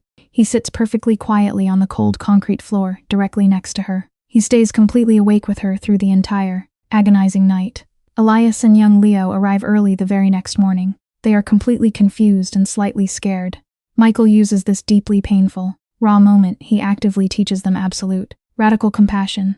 Addiction is absolutely not a terrifying crime. Michael explains incredibly softly. His deep voice is filled with massive, overwhelming sorrow. It is a deeply agonizing, completely devastating medical disease. It is pure, unbearable human pain, desperately looking for a quiet, safe hiding place. We absolutely do not violently punish sick people. We actively, fiercely heal them. Michael intimately knows that simply saving one single victim is absolutely not enough. He must aggressively, permanently destroy the massive, terrifying poison supply at its rotting root. He reaches out directly to Captain Sarah Martinez. Sarah is absolutely exhausted. Her frustrated police department is entirely overwhelmed by the massive overdose epidemic. They are aggressively, uselessly arresting poor, desperate addicts on the freezing streets. They are completely missing the wealthy, arrogant monsters hiding in the high corporate towers. Michael clearly explains his brilliant, entirely nonviolent, highly strategic counterattack. We absolutely do not violently raid the small, street-level clinics. Michael tells her incredibly firmly. We actively, brilliantly, cut the massive head completely off the golden corporate snake. He safely gathers his incredibly smart, highly capable team of brave teenagers. They safely, quietly return to their complex, glowing computer screens. They aggressively, brilliantly dive incredibly deep into Apex Medical's massive, highly secretive corporate shipping manifests. They meticulously, flawlessly track the massive supply routes directly to the poorest, most vulnerable zip codes. They brilliantly uncover a massive, highly illegal network of hidden, untraceable financial kickbacks. Victor Thorne is secretly, illegally funneling massive millions directly into the private offshore bank accounts of corrupt neighborhood doctors. The devastating evidence is completely, entirely undeniable. It is pure, calculated, intentional corporate manslaughter. It is aggressively disguised as completely legal, helpful modern medicine. But Michael deeply knows that financial data is absolutely not enough. It will not completely destroy a powerful billionaire. They desperately need a deeply credible human witness. They need someone entirely on the inside. Sarah brilliantly uses her deep federal resources.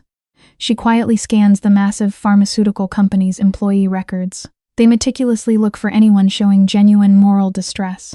They brilliantly find a young, highly terrified lead data analyst. His name is David. David quietly, desperately tried to report the faked clinical data 6 months ago. He was violently threatened by Thorne's ruthless corporate lawyers. He was completely silenced. Michael quietly approaches David. They meet in a dark, empty park late at night. David is absolutely terrified. He is shaking violently in the cold air. He deeply believes the massive billionaire will permanently ruin his life. But Michael speaks to him with profound, absolute empathy. They aggressively rely entirely on your silence. Michael tells the terrified young man, they heavily profit entirely from your deep, paralyzing fear. But you absolutely have the immense power to save thousands of innocent lives tonight. You simply have to be incredibly brave for exactly 1 minute.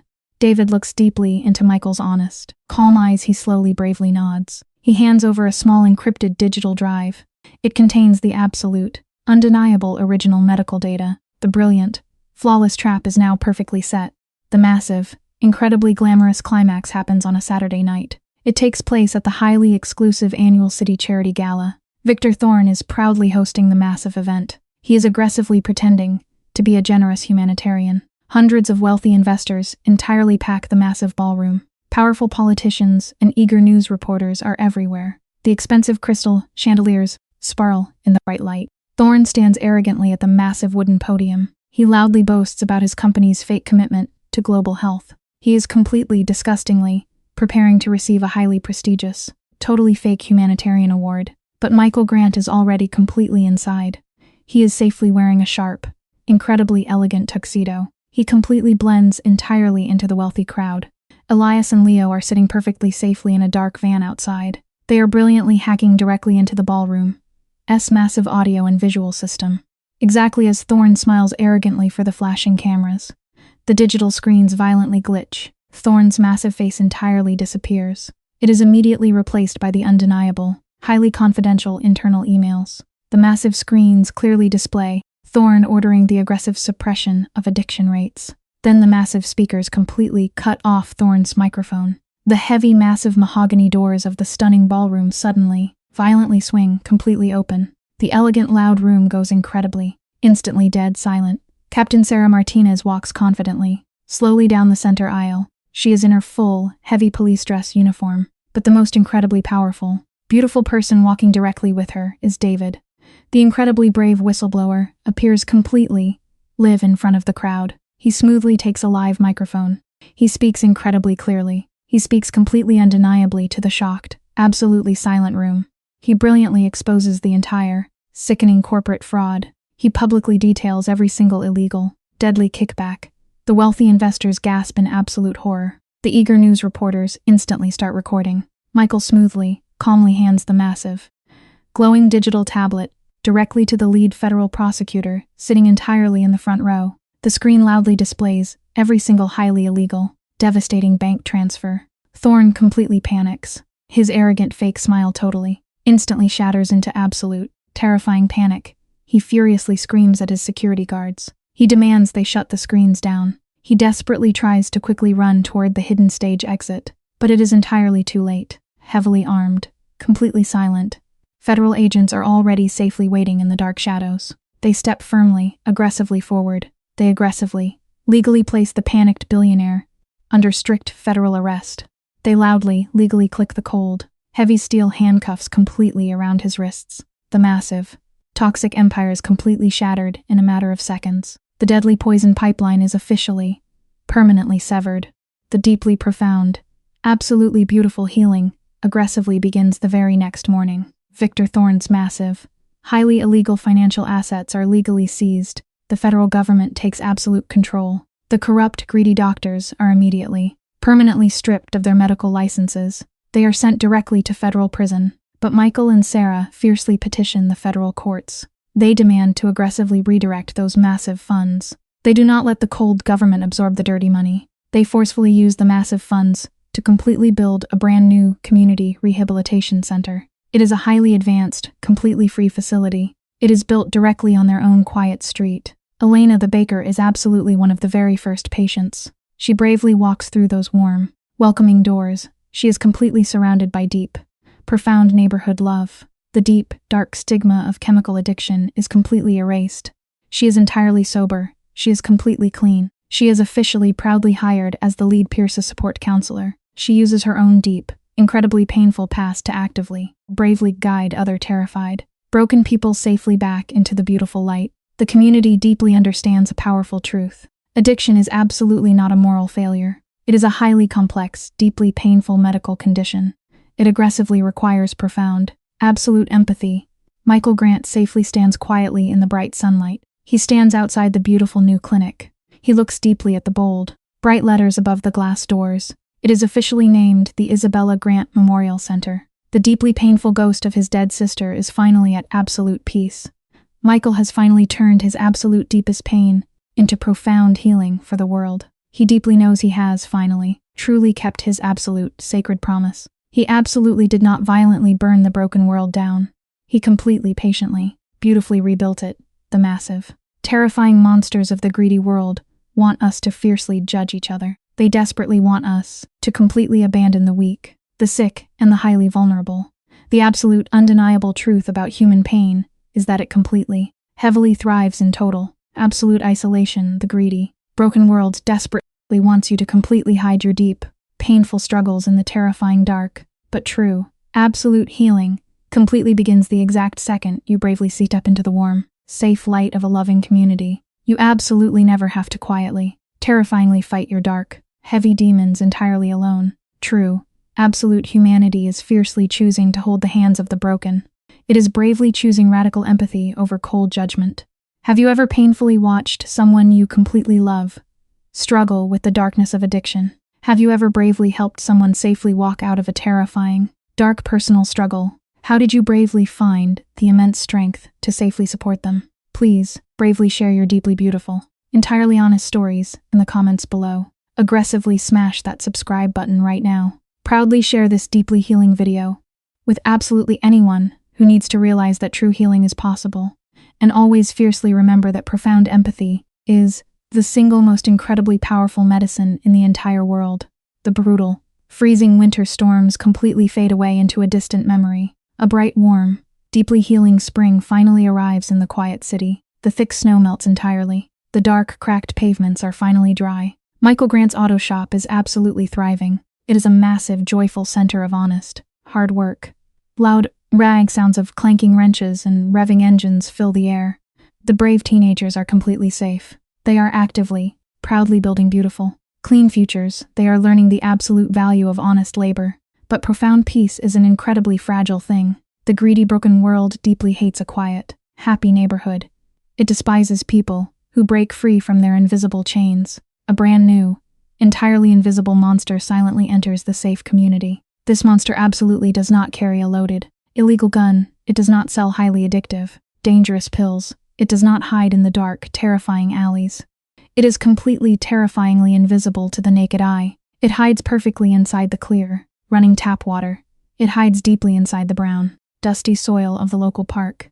It hides exactly where innocent children play every single day. Dozens of young, innocent children are suddenly falling incredibly, terrifyingly ill. Young Leo develops a severe, chronic, deeply painful cough. His bright, energetic smile completely fades. His face turns pale and exhausted. The hard-working parents are completely, totally panicked.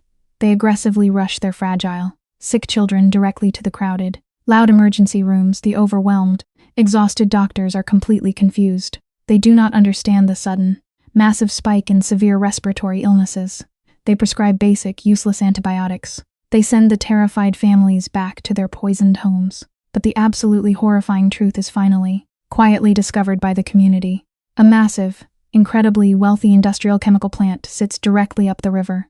It is an imposing, ugly fortress of rusting steel and thick black smoke. It is completely owned by a deeply ruthless, highly arrogant billionaire named William Blackwood. He runs a massive corporation called Titan Manufacturing. Blackwood intentionally, illegally dumps millions of gallons of highly toxic chemical waste directly into the community's quiet river. He aggressively bypasses the expensive, legal filtration systems simply to save massive corporate profits. He deeply, arrogantly believes that a poor, working-class neighborhood will absolutely never fight back. He completely assumes they do not have the expensive lawyers or the political power to safely stop him. He looks at their modest homes and sees completely disposable people. He actively, intentionally poisons innocent, fragile children, simply to make his massive offshore bank accounts slightly larger. He treats human lives as a completely acceptable, minor business expense. The terrifying, invisible war for the literal breath of the community has officially, undeniably begun. Captain Sarah Martinez tries incredibly, desperately to use the official, legal channels. She is a sworn officer of the law. She deeply believes in the justice system. She aggressively contacts the city environmental protection agencies. She files massive, highly detailed, urgent, official complaints. She provides documented evidence of the sudden, massive spike in childhood illnesses. But the deeply corrupt, heavy bureaucratic system is entirely, intentionally blind.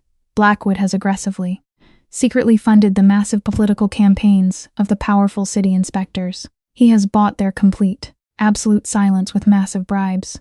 The official, government water tests magically, predictably come back completely, entirely clean. The corrupt city officials arrogantly tell the terrified, exhausted mothers that they are simply, completely overreacting.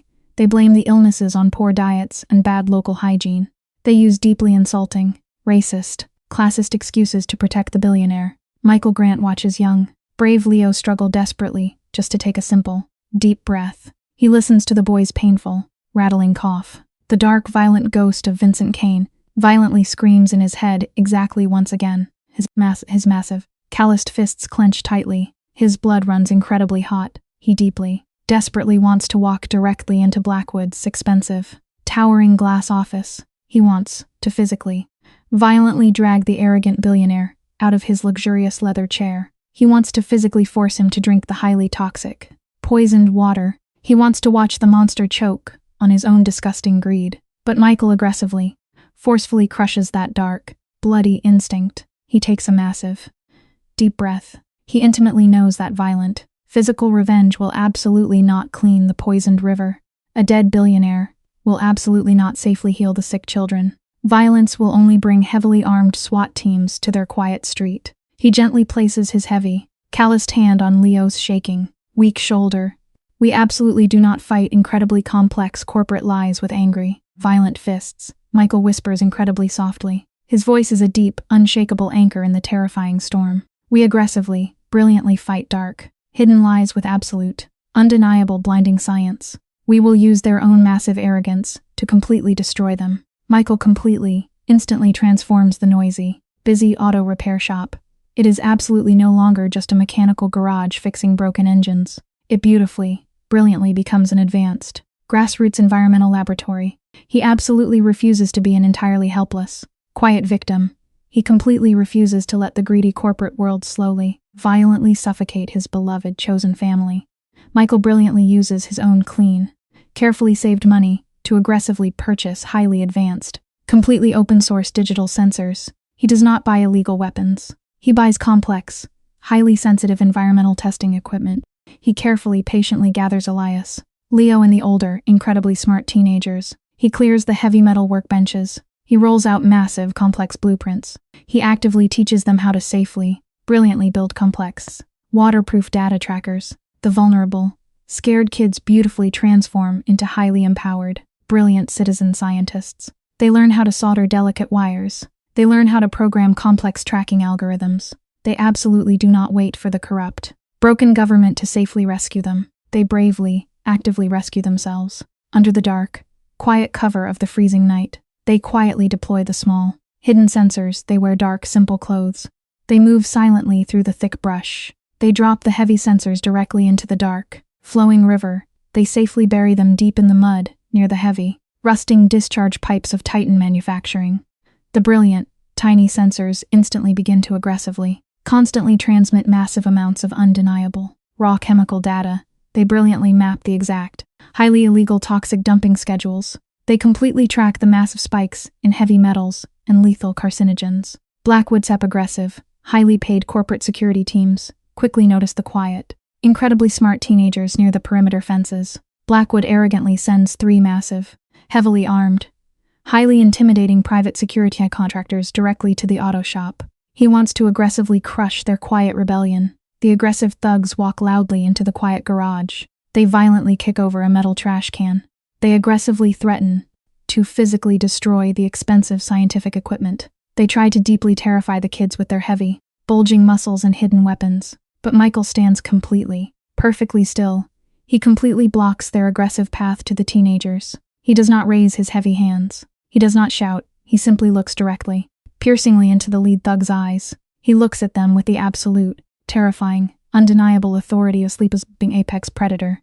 You have exactly 3 entirely silent seconds to walk completely out of my safe home. Michael states incredibly quietly. His voice carries the absolute, heavy weight of a massive, unstoppable avalanche. If you take exactly 1 more step forward, you will absolutely not walk out at all. The highly paid, aggressive thugs completely freeze. They deeply, instantly feel the terrifying, absolute danger radiating from the quiet mechanic. Their false courage completely shatters. They slowly, nervously back away toward the open door. They completely flee into the dark, quiet night. The undeniable, absolute scientific data continues to safely, brilliantly flow directly into their secure servers. The absolute, incredibly tense climax happens during a massive, highly public city council vote. It is a bright, clear Tuesday morning. William Blackwood is proudly, arrogantly standing at a beautifully polished mahogany podium. The massive city hall chamber is incredibly ornate. It is filled with expensive oil paintings and heavy velvet curtains. Blackwood is smoothly, confidently, asking the corrupt city council for a massive, $10 million taxpayer subsidy. He arrogantly claims his massive, toxic factory brings wonderful economic growth and vital jobs to the entire city. He uses slick, expensive corporate buzzwords. The corrupt politicians are completely, happily preparing to rubber stamp the massive, stolen money. The large room is totally, entirely packed with wealthy corporate investors and highly paid lobbyists. But the heavy, solid oak doors suddenly, violently swing completely open. The loud noise interrupts the billionaire's arrogant speech. Michael Grant walks confidently, proudly down the center aisle. Captain Sarah Martinez safely walks directly beside him in her full, highly decorated police uniform, but the most incredibly beautiful, powerful sight is completely behind them. Dozens of brave, innocent neighborhood children safely walk into the massive, sterile room. They are entirely silent. They are holding highly detailed, completely undeniable scientific charts. Young Leo is bravely holding a massive, glowing digital tablet. Blackwood laughs arrogantly. He forcefully demands the armed security guards remove the noisy, dirty citizens immediately. He calls them an annoying, uneducated mob, but Elias brilliantly, incredibly quickly hacks directly into the massive, high-definition presentation screens behind the council bench. He completely overrides the secure corporate network. Blackwood's boring, fake financial graphs completely disappear. They are instantly, aggressively replaced by a massive, glowing live digital map of the community river. The massive screens flash aggressively and bright, terrifying neon red, the undeniable. Live data clearly shows highly toxic chemicals actively, violently pouring directly from Blackwood's private factory pipes exactly at that very second. Sarah steps powerfully to the main microphone. She loudly, officially reads the massive, highly illegal federal environmental violations directly into the permanent legal record. She loudly announces that the United States Environmental Protection Agency has already received the absolute, undeniable data.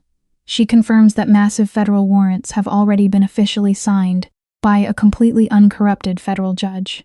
Blackwood completely panics. His arrogant, confident smile entirely vanishes. His incredibly expensive, perfectly tailored suit suddenly feels incredibly, suffocatingly tight. He desperately tries to legally, frantically deny the massive, glowing screens. He screams that it is a fake, illegal cyber attack, but the undeniable, brilliant truth is entirely, completely live for everyone to see. The local journalist's camera flashes explode aggressively in the massive room. They capture every single drop of his terrified sweat. The completely undeniable, highly toxic corporate monster is brilliantly, flawlessly exposed to the entire shocked world. The beautiful, profound aftermath is incredibly, entirely swift and totally devastating to the greedy, arrogant billionaire. Titan Manufacturing is immediately, aggressively shut down by massive, strict federal injunctions. The heavy iron gates are permanently locked. William Blackwood is legally, firmly arrested on massive, highly serious federal charges of intentional, severe, environmental endangerment and massive corporate manslaughter. He is dragged out of his expensive penthouse in completely cold, heavy steel handcuffs. The deeply corrupt city inspectors who took his dirty bribes are permanently fired and completely indicted on massive federal racketeering charges. But the most incredibly beautiful, profound victory entirely belongs to the brave, quiet, deeply resilient neighborhood. The massive, billions of dollars in federal corporate fines are absolutely not absorbed by the cold, slow government. Michael and Sarah fiercely, legally fight in federal court to actively redirect the massive, seized funds. They win. They aggressively use the massive corporate money to completely, safely clean the poisoned, dark river. They hire massive, specialized environmental cleanup crews. They absolutely tear down the massive, terrifying, rusting chemical plant piece by heavy piece. They beautifully, patiently build a massive, incredibly green, totally safe solar-powered community park directly in its ugly place. The young, brave children completely regain their bright, beautiful health. Their chronic, painful coughs completely disappear. Leo runs incredibly fast across the bright green grass. Laughing loudly, he breathes perfectly clear, deeply clean, wonderfully fresh air. Michael Grant stands quietly on the edge of the beautiful, green park. He watches the happy children play safely under the bright, warm sun. He deeply, profoundly realizes his ultimate, absolute, beautiful legacy. He absolutely did not leave a terrifying, dark empire of bloody fear and violent death. He beautifully, intentionally left a massive, blooming garden of pure, undeniable hope and completely clean air. The broken, highly corrupt world constantly, aggressively tells us that we are completely powerless against massive, wealthy corporations. They desperately want us to quietly, helplessly accept the toxic poison entirely in our fragile lives. They want us to believe our quiet voices absolutely do not matter, but absolute, true power entirely belongs to the incredibly brave, highly united people. It belongs entirely to the curious, brave minds who absolutely refuse to blindly accept a dark, terrifying lie. We absolutely, undeniably hold the profound, beautiful power to safely, actively heal our own fragile earth. What deeply broken, incredibly toxic environment are you bravely, actively trying to safely clean up in your own life today? How are you actively, intentionally planting beautiful, healthy seeds for the next, highly vulnerable generation? Please, Bravely share your incredibly inspiring, deeply honest stories in the comments directly below. Aggressively smash that subscribe button right now. Proudly, happily share this incredibly healing, deeply powerful video with absolutely anyone who desperately needs a strong reminder of their own massive, beautiful power. Always, completely, fiercely remember that absolutely no darkness can ever permanently survive the brilliant, undeniable, unstoppable light of the absolute truth. The vibrant autumn colors completely vanish. A brutal, deeply bitter winter violently crashes into the healing city. The narrow streets are completely covered in thick, dirty ice. The freezing wind aggressively howls through the dark alleys. Michael Grant's bustling auto shop remains an incredibly warm, safe sanctuary. The heavy steel doors keep the freezing cold completely outside. The brave teenagers are working happily in the warmth. But a brand new, completely invisible monster silently invades the freezing neighborhood. This predator absolutely does not carry a loaded weapon. He absolutely does not hide in the dark shadows. He sits comfortably in a massive, heated glass penthouse. His name is Julian Frost. He is the deeply arrogant, incredibly wealthy CEO of a massive real estate empire called Vanguard Estates. Julian represents the absolute most disgusting, sickening form of corporate greed. He aggressively buys up dozens of historic, low-income apartment buildings. He completely refuses to legally evict the hardworking families.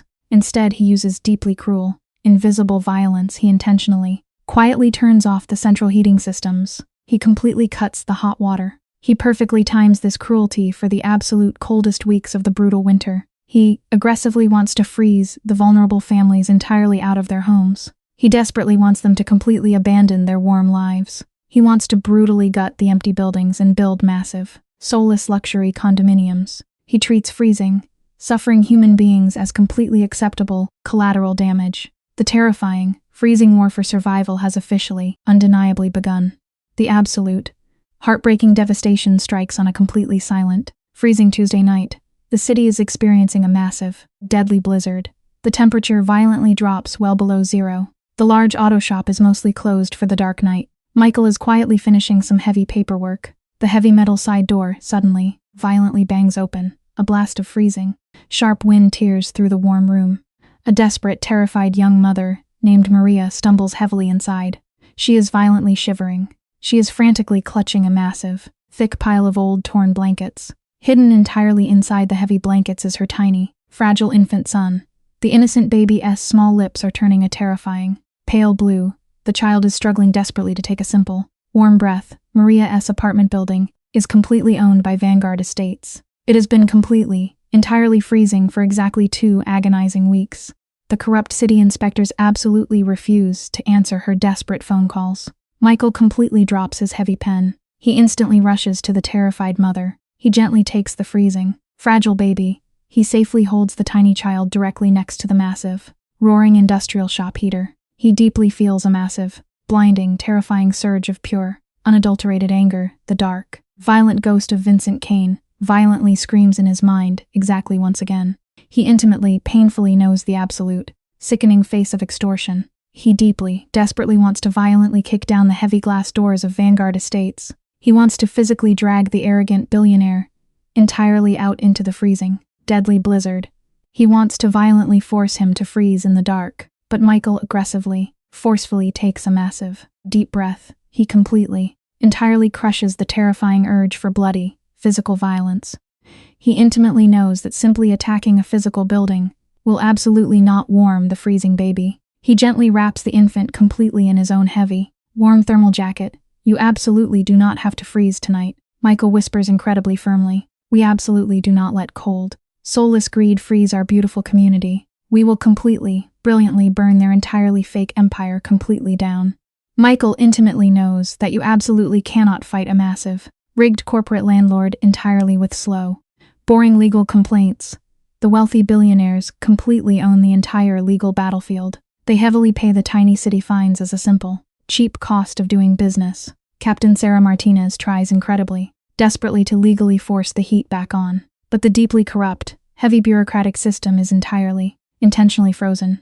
Michael completely transforms the busy, noisy auto garage into a highly advanced, rapid response manufacturing bunker. He safely gathers Elias Leo and his most incredibly brilliant, highly dedicated teenage mechanics. They aggressively think you are completely helpless, simply because you are cold. Michael loudly tells the focused, determined kids, they deeply rely on your absolute, complete fear of the freezing winter. Today, we actively brilliantly teach them that a united community absolutely generates its own unstoppable heat. Michael actively uses his deep, intimate knowledge of complex mechanical engineering. They absolutely do not wait for the slow, corrupt city government. They brilliantly, tirelessly build hundreds of highly advanced, completely safe, off-grid thermal heating units. They beautifully construct them entirely out of deep cycle car batteries, heavy copper coils, and recycled thermal fans. They work completely, totally exhausted through 3 long, freezing nights. They drink massive pots of hot, black coffee. They safely, quietly distribute the powerful, warm heaters directly to every single freezing family in the Vanguard buildings. They completely physically bypass the greedy billionaire's cruel, freezing trap. But Michael deeply knows they desperately need to completely, publicly devastatingly humiliate the deeply arrogant CEO. They must aggressively destroy his massive, hidden financial funding. The hugely intense, absolutely breathtaking climax happens directly during the massive, highly publicized annual Winter Gala hosted by Vanguard Estates. Julian Frost is proudly, arrogantly standing in a massive, incredibly luxurious, highly heated grand ballroom. The expensive room is located entirely at the very top of his massive glass skyscraper. He is smoothly, arrogantly giving a highly polished, totally fake presentation to hundreds of wealthy foreign investors. He loudly boasts about his massive, record-breaking corporate profits. He completely ignores the deep human suffering his greed aggressively causes. Exactly at that precise moment, Elias and Leo quietly, bravely execute a brilliant physical bypass in the dark basement utility room. They completely override the massive building's highly secure climate control network. The brilliant, entirely flawless mechanical hack is perfectly executed.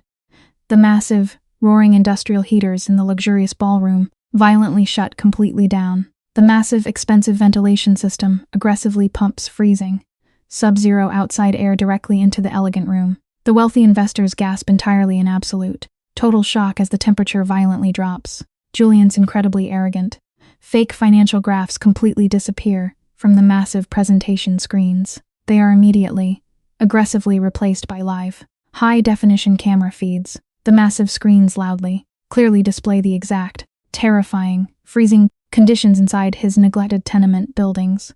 The screens aggressively flash the massive, hidden internal emails where Julian explicitly orders the heat to be completely cut to freeze the vulnerable families. The massive, totally freezing crowd of wealthy investors gasps entirely in absolute, total horror. Julian's arrogant, smug face instantly turns completely, terrifyingly pale.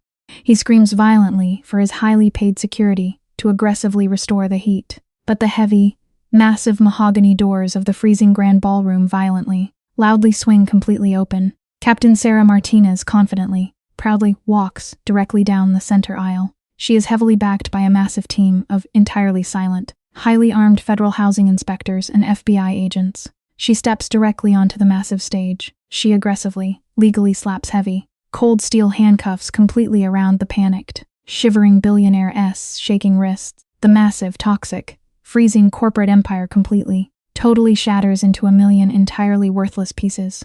The profound, incredibly beautiful, healing, completely washes over the freezing neighborhood the very next morning. The massive federal authorities aggressively seize every single building owned by Vanguard Estates.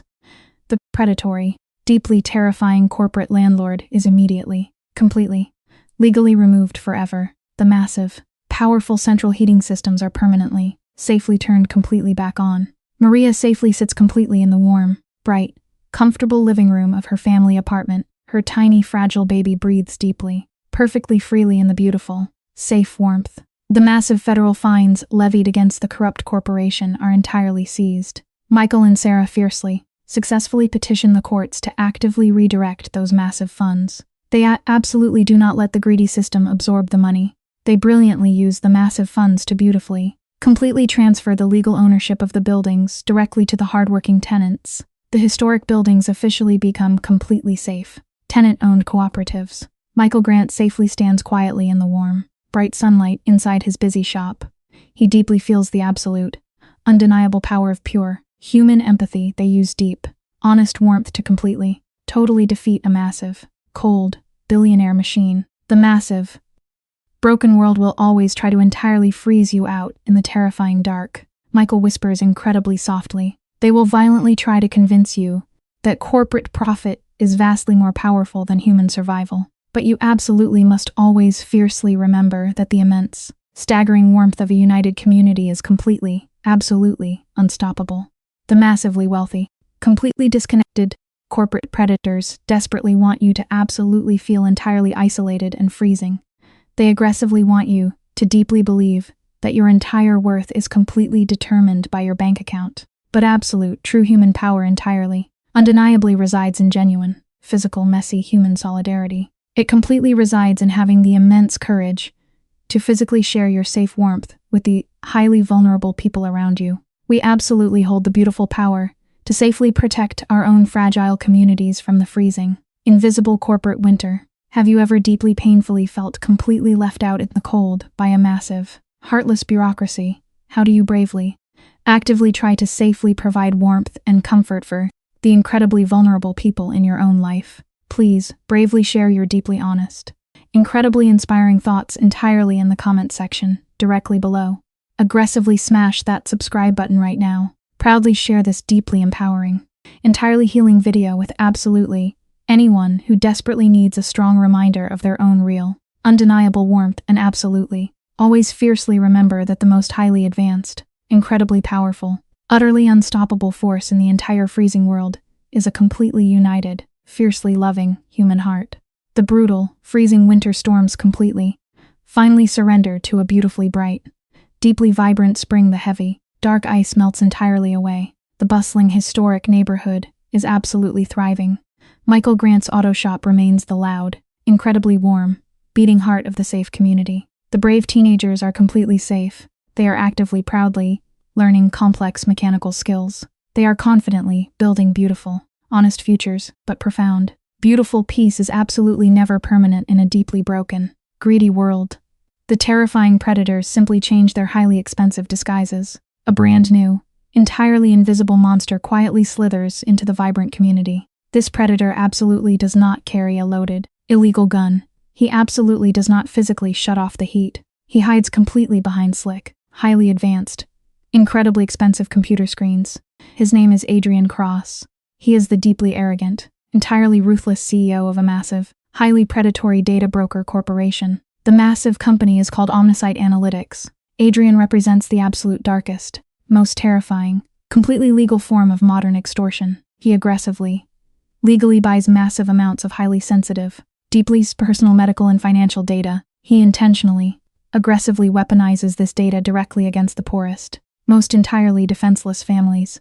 He quietly creates massive, hidden, highly legal digital blacklists. If a poor, exhausted mother misses exactly one cheap medical payment, Adrian's algorithm aggressively flags her. He quietly, entirely legally sells that specific, devastating red flag directly to local employers, greedy landlords, and predatory loan sharks. He systematically, brilliantly ensures the struggling families can absolutely never get a good job. He ensures they can never secure a fair bank loan. He completely, invisibly locks them in a terrifying, absolute digital prison of eternal debt. He aggressively treats highly sensitive, beautiful human lives as completely disposable, highly profitable data points. The terrifying, completely invisible digital war for the future of the neighborhood has officially undeniably begun. The absolute, heartbreaking devastation strikes the quiet neighborhood on a completely sunny, bright Wednesday afternoon. A hard-working, incredibly proud single father named Tomas walks heavily into the busy, loud auto shop. Tomas is a deeply respected, highly skilled local carpenter. He completely fiercely loves his two young, bright daughters. He has absolutely never missed a single day of hard work. But today, his strong, calloused hands are shaking violently. His tired, kind eyes are completely red and entirely desperate. Tomas recently fell slightly behind on a minor, tiny hospital bill.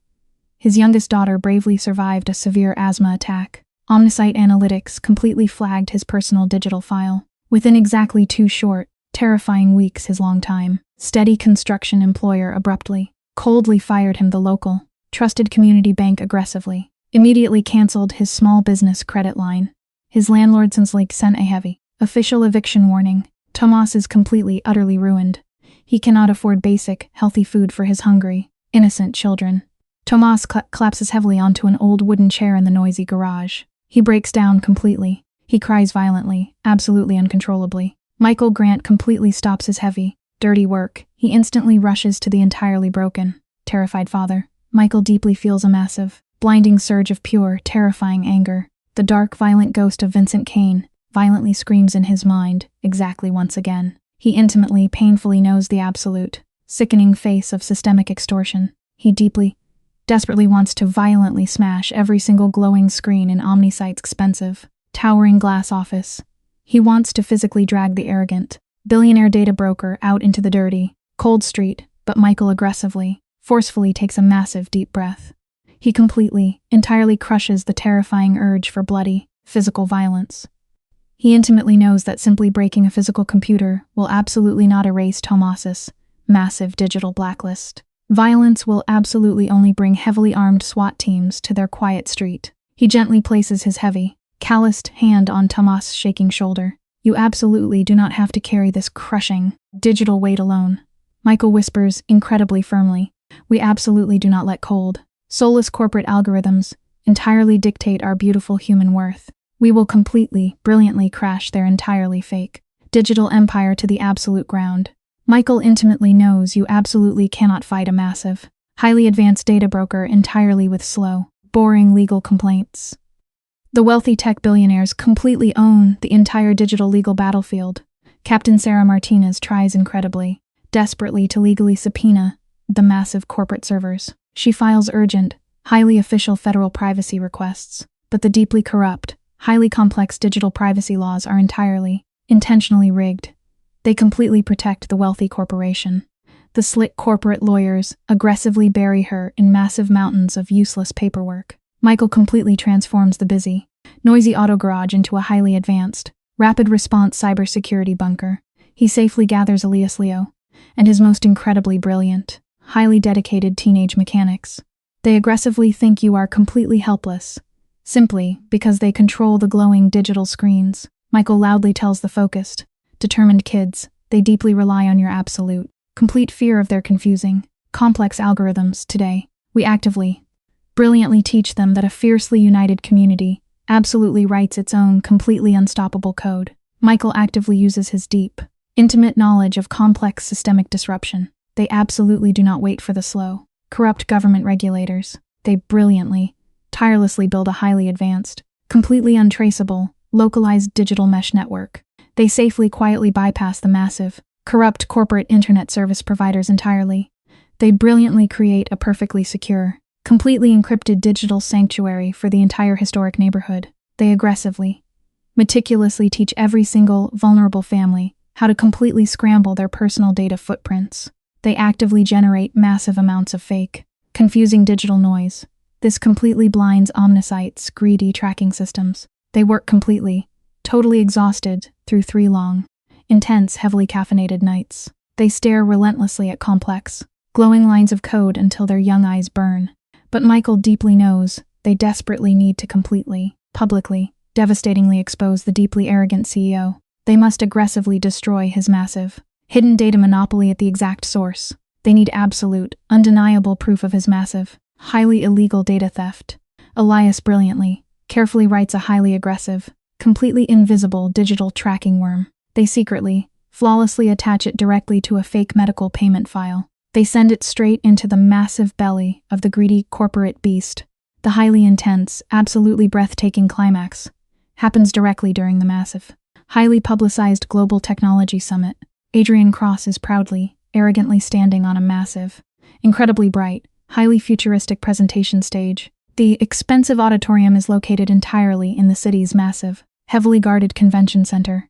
He is smoothly, arrogantly giving a highly polished, totally fake presentation to thousands of wealthy tech investors and powerful politicians.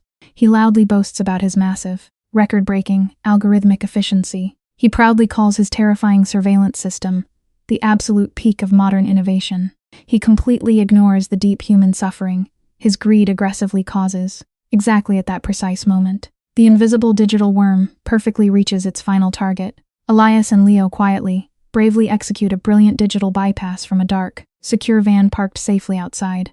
They completely override the massive convention center's highly secure visual and audio network. The brilliant, entirely flawless cyber hack is perfectly executed. Adrian's incredibly arrogant, fake data graphs completely disappear from the massive presentation screens. They are immediately aggressively placed by massive, high-definition, live-scrolling text. The massive screens loudly, clearly display the exact, terrifying internal corporate emails. The emails explicitly, undeniably prove Adrian intentionally targeted minority and low-income neighborhoods for maximum financial extortion. The screens aggressively flash the highly illegal, massive sale of private medical records directly to predatory health insurance companies. The massive, totally shocked crowd of wealthy tech investors gasps entirely in absolute, total horror. Adrian's arrogant, smug face instantly turns completely, terrifyingly pale. He screams violently for his highly paid cybersecurity team to aggressively shut the screens down. He frantically pulls at his expensive microphone, but the heavy, massive mahogany doors of the bright auditorium loudly swing completely open. Captain Sarah Martinez confidently, proudly walks directly down the center aisle. She is heavily backed by a massive team of entirely silent, highly armed federal cybercrime agents and FBI specialists. She steps directly onto the massive stage. She aggressively, legally slaps heavy, cold steel handcuffs completely around the panicked tech billionaire shaking wrists. The massive, toxic, digital corporate empire totally shatters into a million entirely worthless lines of code. The profound, incredibly beautiful, healing completely washes over the neighborhood the very next morning.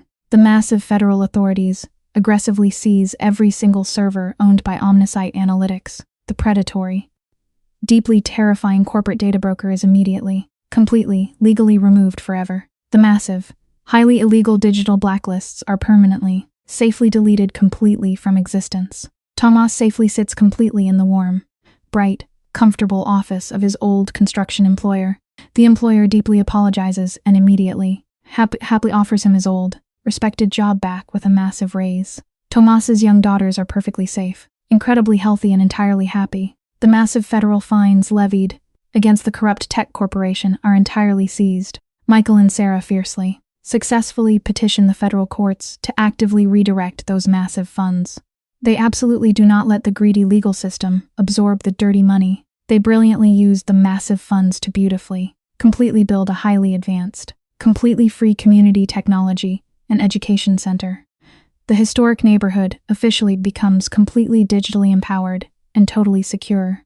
Michael Grant safely stands quietly in the warm, bright sunlight inside his busy auto shop. He deeply feels the absolute, undeniable power of pure, human intelligence and brilliant solidarity. They use deep, honest truth to completely, totally defeat a massive, cold, billionaire algorithm. The massive, broken world will absolutely always try to entirely reduce you to a terrifying, cold data point. Michael whispers incredibly softly to Elias. They will violently try to convince you that complex, billion-dollar algorithms are vastly more powerful than your beautiful human soul.